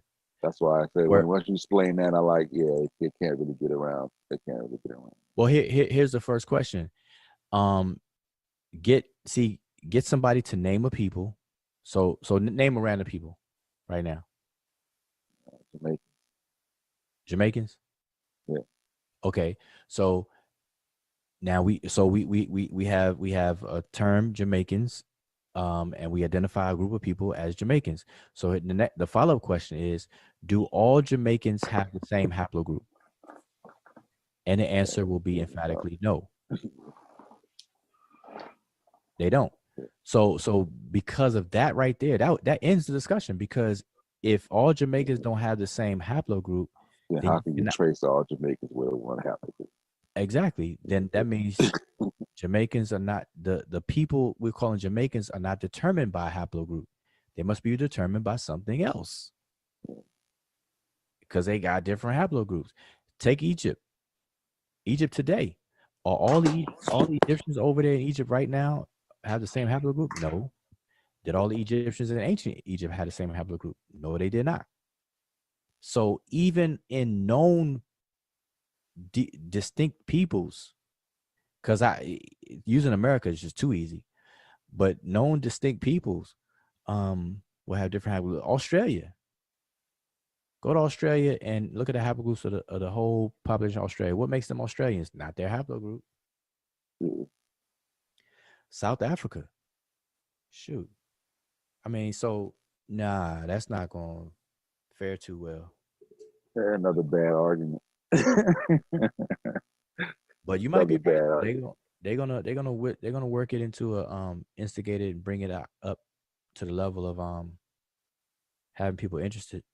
Oh yeah, it's definitely gonna be instigated. You know what I'm saying, like, that's, if you watch Garfield's show, the title of the show, that's what he's working on as we speak. I don't know if it's intentional or not, but that's what he's working on. You know what I'm saying? That's what his momentum is going towards. But like I said, I typed in the chat, like you don't know enough. There's no way you can do this after the debate. Like, you would have to take time off and just study. You know what I'm saying? Like, you can't just come back with DNA 2 months later thinking I've solved, you know what I'm saying? I've solved the mystery. Like, come on, bro. And here's another problem, like this, like what I'm speaking about also speaks to this problem with the Egypt being the daughter or granddaughter of Cush in Ethiopia. You know how they say that all the time. And that's problematic for the same reasons. Because if they are them, then why aren't they the same? Like, you know, it goes back to what defines a people as a people. And you just can't do it. They just can't do it. Like, for example, Egypt was always 2 regions. And those 2 regions became one people. There were 2 distinct peoples. And then they merged to create one kingdom as one people. Just people knowing that little bit of history of Egypt will know that it's impossible to talk about, you know, genetics and stuff and saying that now, because even Egypt was 2 distinct people. That's why they call it Tawi. They called the whole kingdom Tawi for a long time. The unification of these 2 regions. They translate as land, but it's really a region because it was a different environment, different lifestyle and everything based on the environment, based on the geography around them, the environment literally, because the Delta, and see, this is a mistake people make too. When they describe Egypt, they say, okay, the Nile Valley civilization. You know, that's how you hear people say it, Nile Valley civilization. They're leaving out a whole different region, which is the Delta. So we should say the Nile Valley and Delta civilization, because on one breath they say Tawi, which means 2 lands. It's a dual. But then when they say it, they say Nile Valley, as if they aren't talking about the valley. The valley is the narrow strip close to the river. The delta is up top where it pans out. That lifestyle was different than the valley's lifestyle. So it was totally different, and they merged the two in one kingdom. And so that alone, that explains, how the delta was always a convergence area, which led into the Middle East. People ain't ready to have that slow down and have that conversation though. But yeah, man, dang, it's almost it's 4:45 where I'm at, so I'm about to definitely hop on. I only came on here, man. I swear I was looking for this one little thing on YouTube, and saw this was live. I was like, you know what though, for real. When I saw it, because I looked on YouTube, I pulled up my YouTube, and then it has the when you first I searched for this video I'm looking for. And on the side, it had suggested, the suggested things. And it showed this live right here. It said live. In my mind, my first thought was like, I bet you Unbiased is asleep. Unbiased sleep. Yeah. That's what I be thinking too. If it's past 2, you're like, that nigga Unbiased got to be asleep. I said, I took a one more on the door about 4. Silence. I was like, Unbiased sleep. but listen, the only reason why I clicked on it was because Unbiased avatar wasn't the thumbnail. I was like, man, maybe somebody else is talking. So I clicked and y'all were talking. So I was like, man, yeah. But it was a good build. It was a good build though, man. Like that information is crucial. Yeah, I appreciate it. Yeah, I don't know what y'all would build on, because on my screen it shows y'all were on here for 6 hours, but I don't know. We all over the place. God damn, was it? Yeah, we all over the place. Gym for 2 hours and everything. It was all over the place. Man. Yeah, y'all, it was 6 hours. I just happened to pop in. But hey, Woo, what's your YouTube page? Well, my own is under my same name. I haven't used that since I was ADOS conversation. ADOS conversations. But man, I had to let that take its course, because man, that was like too frustrating, because people ain't even want to take time out to even read documents. That's just crazy. I'm gonna leave that alone. But my other one, the one I'm more active on, is as a group, is the Seshu Mani Meta Nature channel.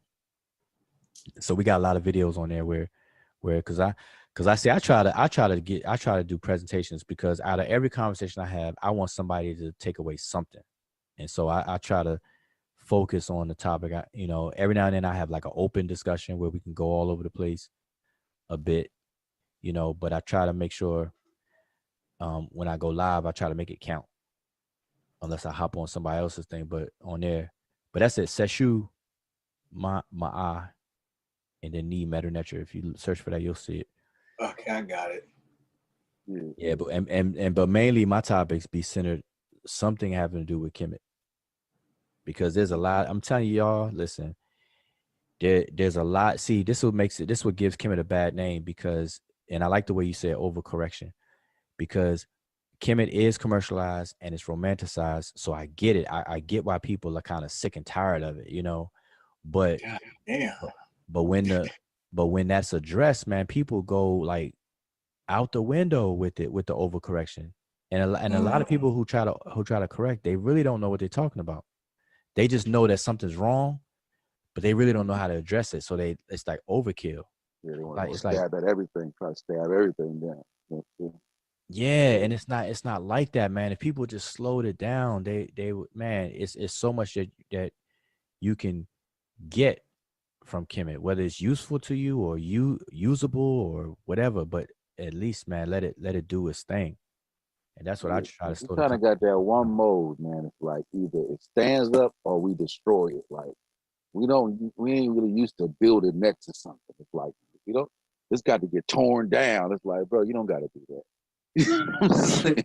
You know what I mean? Just touch it up. You know what I'm saying? You know what I mean? But you know what?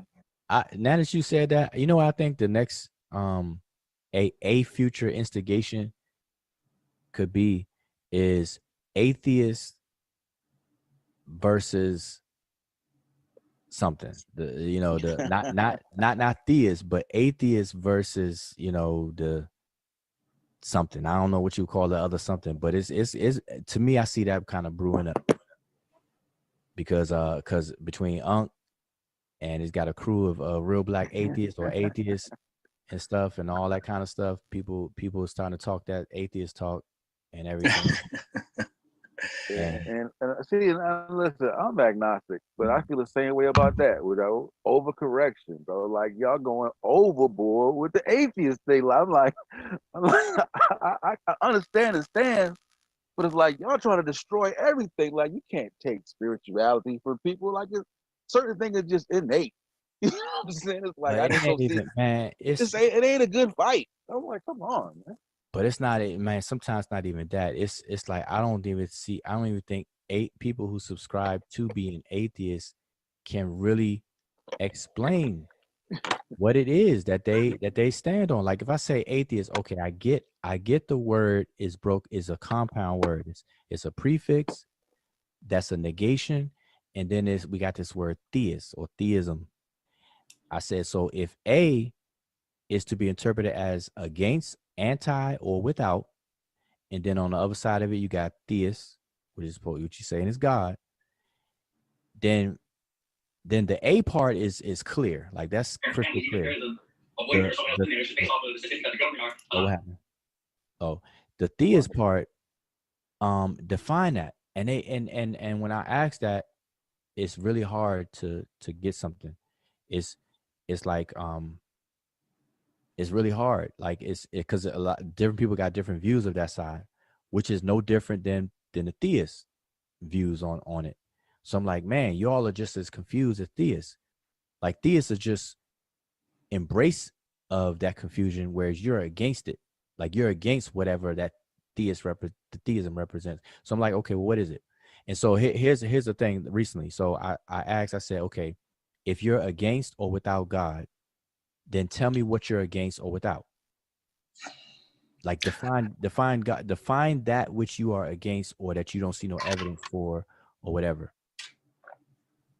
And then that immediately slows the conversation down, but you know, they can't. So my thing after having that conversation is that really not all atheists, but the atheists that speak up in our circles, they're really just against the Abrahamic God, like the biblical God. That's really where it stops. But they won't admit that. They want to say they're against everything. Yeah, all gods. But they ain't going after Buddha and Hindus. Yeah, only the ones that people talk. So here's the problem. So I can clearly tell that that an atheist is against the Abrahamic gods, which are monotheistic gods. But when it comes to African concepts of deities or gods, that's where it gets real shady. Because I say, okay, like I asked, okay, if an atheist is against all gods, I say, how can you be against something that you're just totally unfamiliar with? Like if you don't know how a group of people conceptualize their God, how can you be against it? And see, that's I get it, because you would need to, before you say you're atheist, you would need to see the God, have a representation of that God. So you can go, I don't like that one. Nope, I'm against that one. Show me that one. I'm against. You know what I'm saying? Like you would have to go one by one, because another person may have another definition of what God is, and it may not fit under your atheist. Different concepts. So now, once I pointed that out before, because I've been having these conversations for years. When I've pointed that out before, the goalposts is moved, and then they give a very vague and overarching definition by the word supernatural. They say, I'm against every God, every supernatural God. And then I say, okay, that's cool. I can work with that. I say, what about the people who don't see their God as supernatural? So what you're saying is that you're okay with those, but you're not okay with the others. And then they move the goalposts again. Nah, all the gods are supernatural. Some. I say, okay, well now let's make a distinction.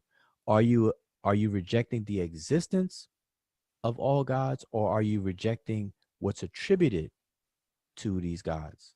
And that's a big difference. Because if my God is water, if I deify water and I say water is one of my gods, you're not telling me that you reject the existence of water. So I don't think you're that crazy. But you're probably rejecting something if I attribute some supernatural, attribute to water. Then you don't accept that. Is that what I'm saying? And so that's how detailed the conversation has to be.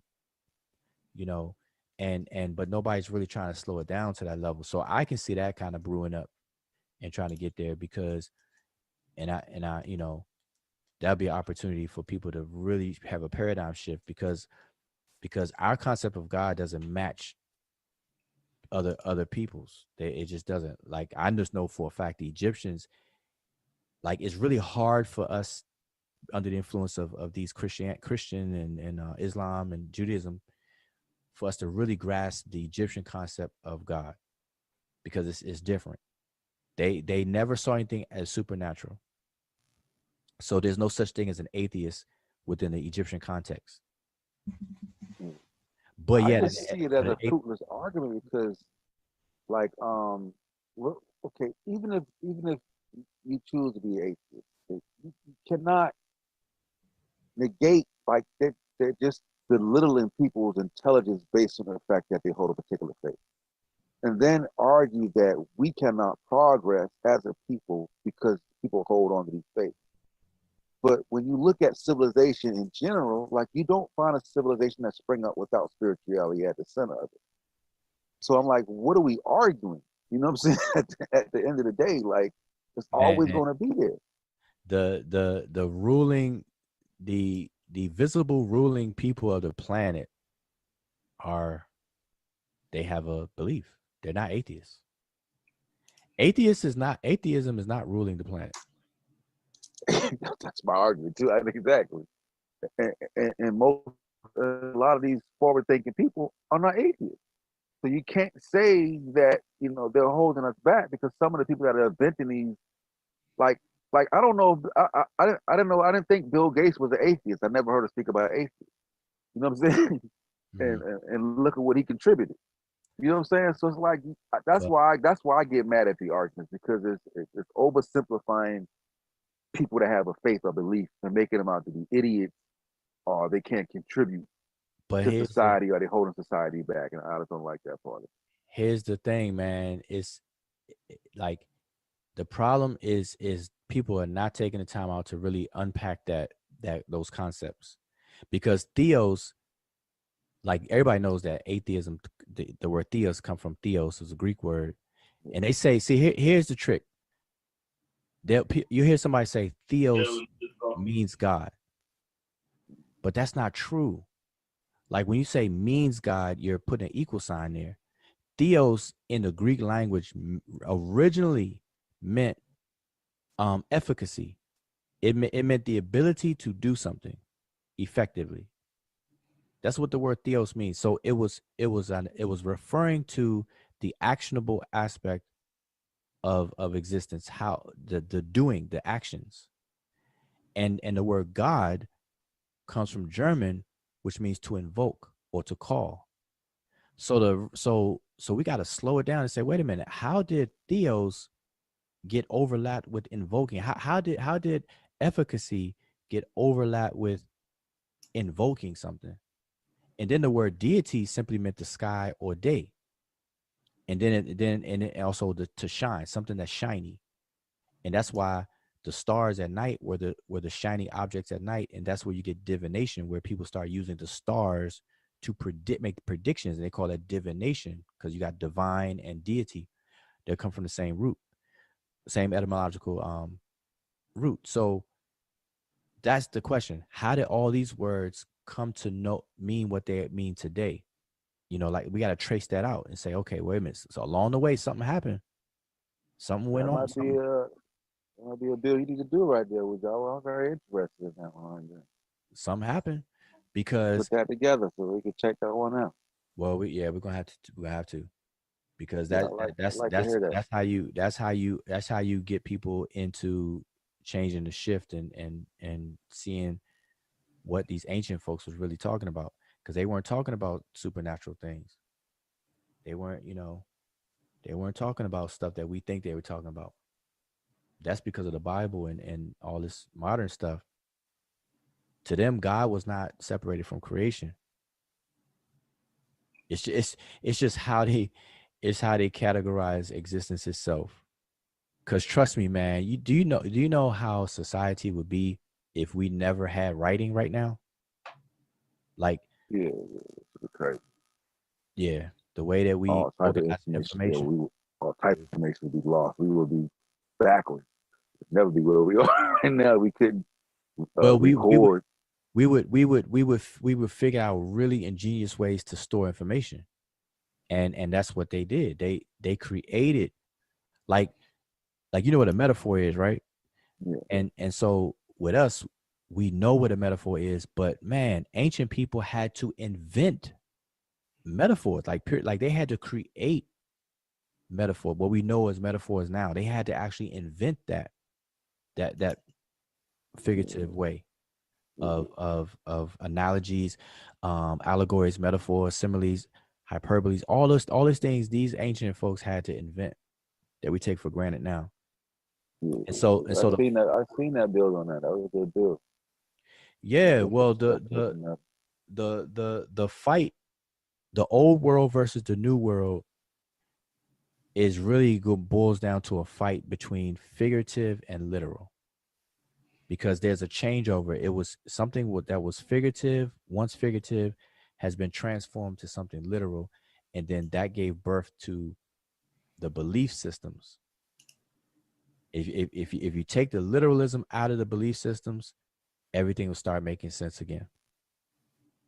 Everything will start making sense again. The problem is that there are I realities. wonder what's a pinpoint for that, and that also would be that Kevin influence. Because like I think like even the concept of Christianity in its original form was all of these things were never made to be taken literal. But somewhere along the line, people started taking it There you literal. go. Like the Old Testament. Look at the sir. I mean, do you see we would be insulting people's intelligence to think that people literally thought that a snake could talk. Yeah, a whale could eat a man and keep him in his belly for 3 days and all of those stuff and spit it back out. Yeah, that a woman Yeah, moving out of her city looks back at the city and she turned into a pillar of salt. All that kind of stuff is is for people to take that stuff literally, then you know it's at a loss. And that's what happens with in Egypt. Nobody see Egypt. See the good thing about Egypt is that Egypt as its own internal kingdom lasted for 3,000 years. It has ups and downs, but it lasted for 3,000 plus years. And nobody in Egypt was waiting for a previous people to walk up out of those graves. Nobody witnessed it and nobody was expecting it. From Khufu to Ramses is about from Ramses to us in terms of time. So Ramses was not waiting for Khufu to walk up out his grave and stuff like that. yeah, and the people, the people knew because they would actually move bodies sometimes, so they knew they fully understood what was going on. You know what I'm saying? And not only did You know they what I'm saying? move him, they robbed him. Like they Yeah, robbed like listen, man, yeah, if they expected the grave the body and the stuff that's buried with the deceased person to actually go to a place literally, why would they risk their life? Because if you rob a grave, if you got caught robbing a grave back then, you would kill that was your life. And why would somebody risk their life breaking in the grave if the general population really believe. believed literally that Yeah, that a person is going to go somewhere called the underworld and they're going to take these things with them and this and that? Man, that's why it's just like today. Nobody's going to go to a cemetery expecting it to be empty. Like yeah. Start digging up. they're not doing that. They didn't do that then. They didn't do it now. And it's man, but it gets into some deep stuff that hopefully in the future I'm gonna be talking about more or introducing more. But it has to do with what people are now studying under psychology. Like right now, there's a new field that's created. It's a combination between neuroscience, psychology, and cognitive, whatever. I forgot what they call it. But damn, I like that though. You said 2 words I like. That neuroscience. Yeah, psychology and neuroscience is merged. You know, they have merged these disciplines to create a whole new discipline now. That's only maybe 10 years old, less than 10 years old, and they're really researching consciousness. You know, and the role that the brain plays with consciousness and all this other kind of stuff. It's real interesting, and that's actually what I was. I've been looking into that. I know you talk about it. I forgot the name, but I've listened to a lot of Robert Sapolsky and stuff like that, and a guy named Joseph Wudjau. He talks about the role of consciousness, and they're trying to distinguish what is consciousness like from primates, and what makes us distinct in our consciousness. So that's real serious. I like that type of stuff. Yeah, but man, listen, when you get up on that and you read that, and then if you're able to kind of really engage the Egyptian philosophy or stance on things, you're gonna say, man, wow, like these Egyptians were on to something in a different way, but they were on to some. They had some different ideas they were going about in there, you know. So it gets real interesting. Because you know what I had to really take a look back, because when we think of people 50,000 years ago, right? Since we see our technology so advanced, we discredit the natural intelligence for the time frame. Like when we look at philosophers 1,000 years ago, we can see that they were just as profound in their thinking as people today, even though they didn't have the technology as we had. There's certain ideas and natural thought about reality and existence and conversation that you can have and be just as intelligent in 3000 BC as you are in 2020. And I had to come to that realization, because you see the technology and you go, man, the people are dumb. You know what I'm saying? Okay. Let me paint a scenario for you. I'm gonna ask you a question. What would you call this? You have a man who builds a house or builds the frame for a house with 2x4s, wooden 2x4s, and he does it with a screwdriver versus a man who does it with a screw gun. Okay, now they both are successful at framing up this house. Now, how would you describe both men?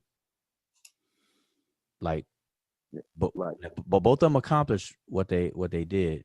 But how would you describe both of them? Like, as far as I may take the one that did it with a screwdriver a little more. You know what I'm saying? It's ingenuity. I would have to give that person with a screwdriver a little more credit for his ingenuity. Right. So the person who did it with a screwdriver had a okay, put it go the other way. The person much more complicated task than the person with the screw gun. Yeah. So the person with the screw gun had it way more easier, and he could take everything for granted and whip it up. The person with the screwdriver is putting muscle in it. He's putting his sweat, blood, and tears in that bad boy, and it's to come up with ways to be able to do it in a much more harder way. So we would look at the screwdriver person as being more robust, more stronger actually, and right. And so that's how we should look at ancient peoples, because ancient people did not have the technology we have today, but yet they figured out so much. They did figure out so much. It's just that they didn't, like, for example, the ancient people, but specifically ancient Egyptians, they knew that a person's health or when a person got sick, they could not see the pathogens like we could see today, like under microscopes and stuff, but they knew that a pathogen was responsible. They just never saw it, but they know that there's something that they could not see that was disrupting the equilibrium or the homeostasis state of the human body. They knew that, and they documented it. They just could not detail it like we do today. And so when they come up with remedies and stuff, they had to do it the long, hard way, but they did it to the extent. Like with us, we could see it. We're cheating. Yeah. You know what I'm saying? And so their minds was way more. It's almost like a calculator. Like you know, when they started allowing calculators in school, I remember that there was a big complaint. There was a movement complaining about that because they were like, well, that's gonna make us lazy. I remember that too. That was like, that was groundbreaking. Yeah. You got to bring a calculator in math class. Oh yeah, that was it's like, man, what is we doing here? You know, like, yeah, I remember that. Yeah. Exactly. So it's the same thing, you know, and there's pros and cons to that. And we just got to embrace both, because ancient Egyptians or ancient people, period, man, they, based on the time frame, like you said, they did some amazing stuff. They see, we should credit them with more amazement than as if we do stuff today, even though we can do more, but they had to use more genius. Yeah. But that's why I said I had to recalibrate, because I think for people in general, especially coming up, you know, you watching Flintstones and all this other stuff, and you just seeing the technology that you have, you just naturally assume or take for granted the intelligence of the people of ancient times, because they don't have what we have. And I think I had to recalibrate and realize, like, you know what, maybe it's the other way around. And you cannot, and there's certain things outside of you know, machinery and technology that any human being can have. Because you know what I'm saying, once we're intelligent, like, we can still have these conversations about love or feelings or you know what I'm saying, or just these natural conversations. What is existence? What is a spirit? You know what I'm saying? Like, they can still have these intelligent conversations in those times. So exactly. So you basically recalibrated how you defined a group of people's intelligence, because now we got to ask the question: does technology equal intelligence, or does the fact that somebody can solve a problem with the least amount of resources the intelligence? And we have to go with the other way, the latter, because if I don't have the resources to do something, but I figure out a way and I do it anyway, versus somebody who has the resources and can do it at a drop of a dime, people will have to give it up to me for accomplishing it without having it, versus the person who does, even though we both accomplish it. So I did it with my hands, and you did it with a whole toolkit. Yeah, there you go. That's what I'm saying. And that's how we gotta start viewing these things.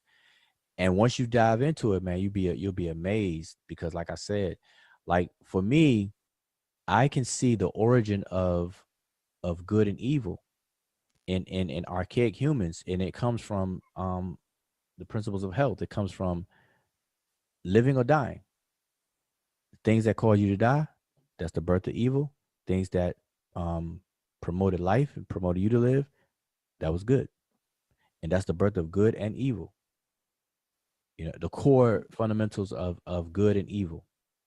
And they looked at it as forces of good and evil because they couldn't see it. They could not see these pathogens. They could not see these things that causes disease, sickness, and stuff like that. And so they looked at it as a unseen battle, consistent, perpetual battle between good and evil forces. But see, now if I say that, right, and the people take it literally, then it sounds spooky. But that's not what they meant. They didn't mean a non-existent spooky thing. They meant something that is causing it. It's just that they can't see it. They don't have a means to see it.